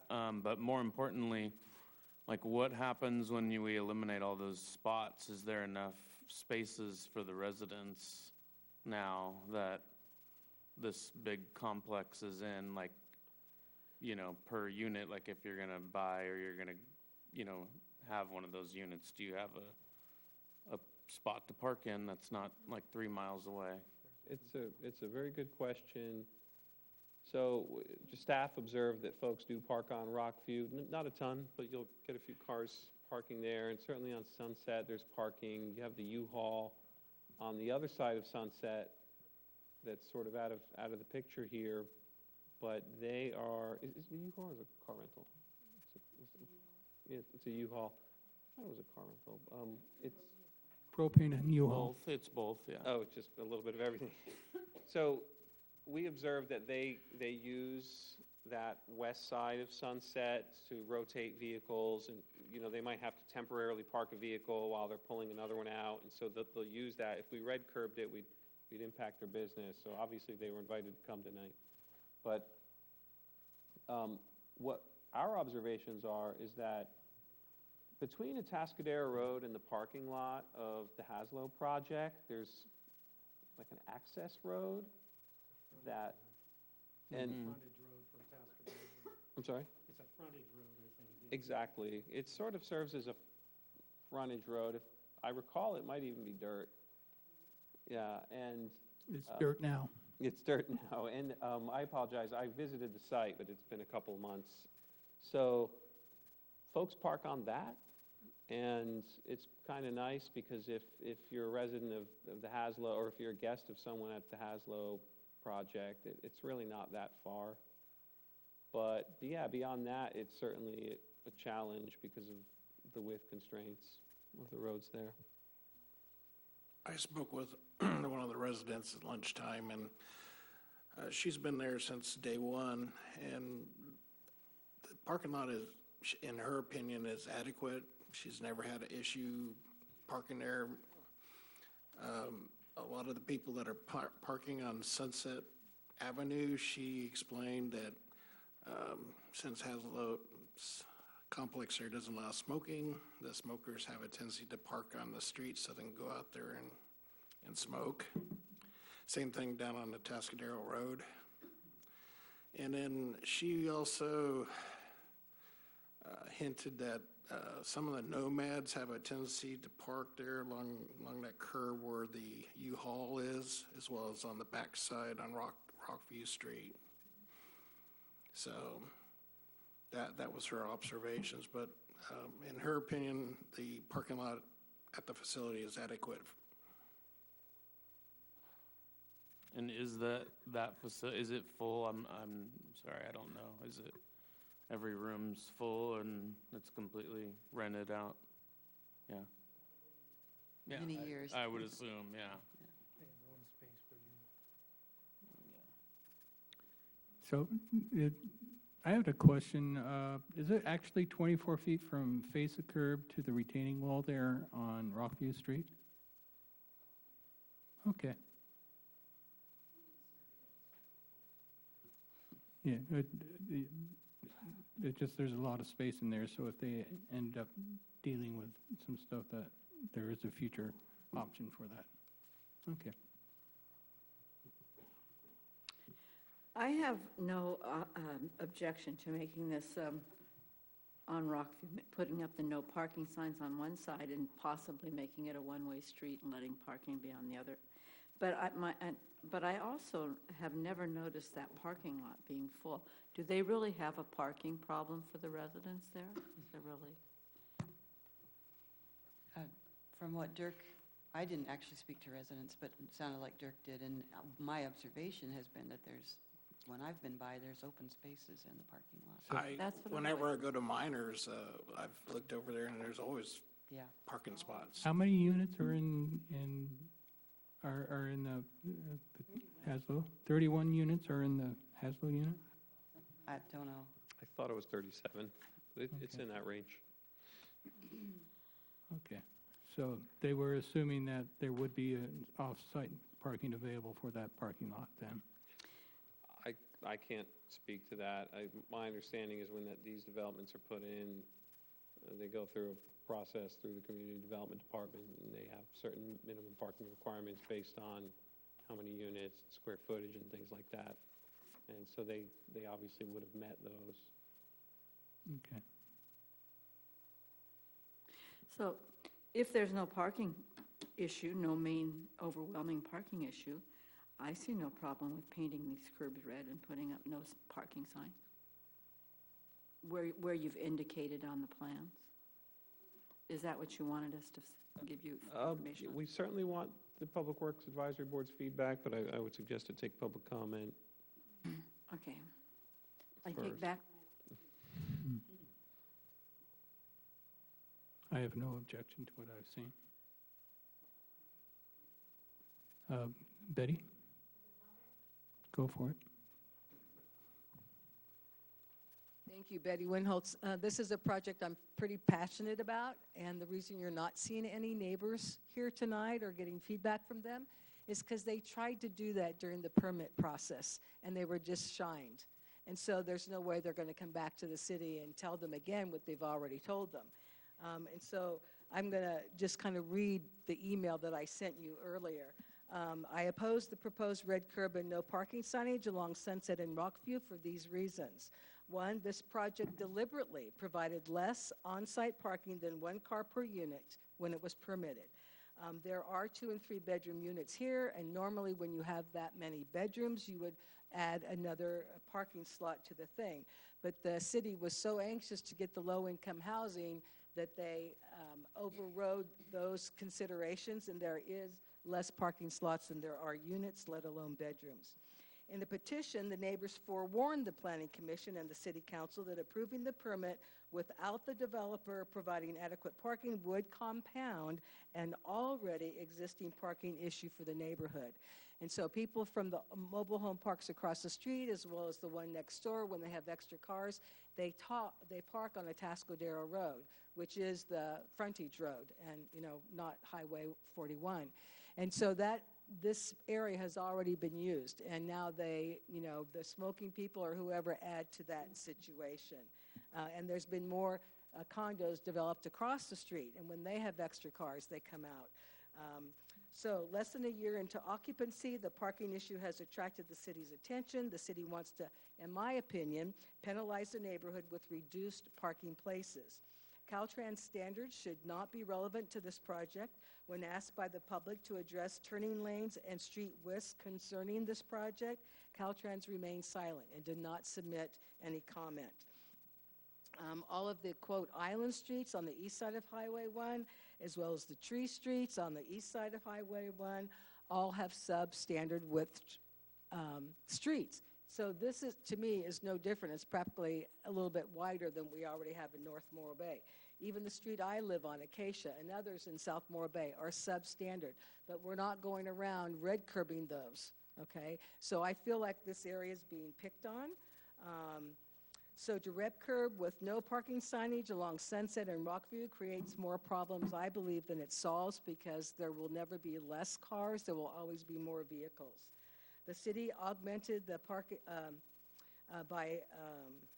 let's see, the neighborhood should not be punished for poor planning that happened through this process, and that the question was asked, where will these cars go if they're eliminated, and to please not compound the situation. So Haslow manager brought a limited problem to the city's attention, the garbage. I think it needs to stick to that.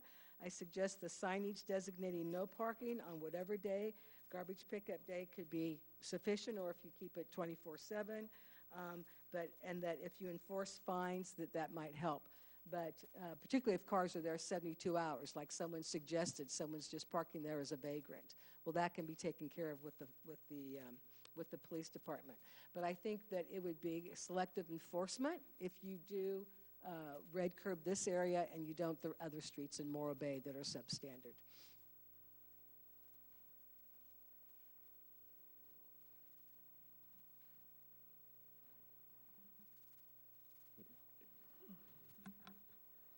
AGP? There are no raised hands in the queue. I guess the only question I have there is there probably should approach community development, find out where they had planned parking to be provided, and crank that into the process here. But other than that, I know Rockview has always been too narrow to have parking along it, and Sunset is, you know, one side is, and it's always been that size. So what did community development approve for parking? And then we can address the issues at that point. But right now, we can't. We probably need to bring community development's parking study. That's certainly something we could double check on. Yeah. I appreciate that feedback. Just judging from what I'm seeing there was an assumption that Sunset would provide some parking. So if we can maximize the parking on the west side of Sunset, maybe you could consider that. But it just, you know, there's only going to be one line of parking on Sunset, and I'm surprised that Rockview people would even go park up there. But that was not a fun street to walk on when I wandered around.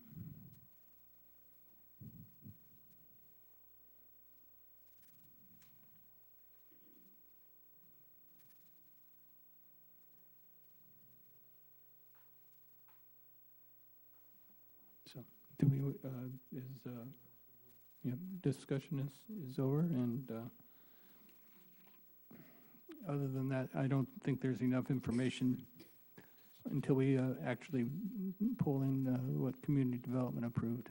And then once we have that, then we can make some final recommendations.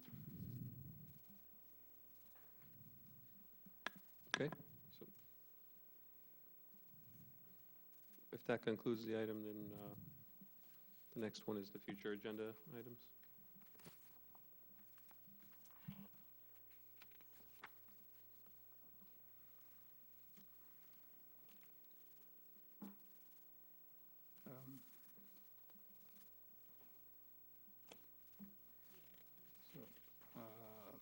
Item C, future agenda items. Do we have any future agenda items we want to bring up other than a list of the pavement projects? Yeah, so we'll bring that at some point when in working with our consultant, there's been some updates to some of the projections. There's been an update to the pavement condition index in the past, and we'll be bringing this to council next week with a full presentation, but I'll just give a little bit of a teaser. I believe our pavement condition index was around 63, and that's dropped to 60 or so in the past few years. Some of that's related to all the rain that we had a couple of years ago. I think the biggest shocker was before the forecast showed that if we wanted to maintain our current pavement condition, we'd have to spend on average $2.8 million a year. And again, that's just to maintain current condition. Well, that price has gone up to, and don't quote me, but it's 4.5 or 4.6 million per year to maintain current pavement condition.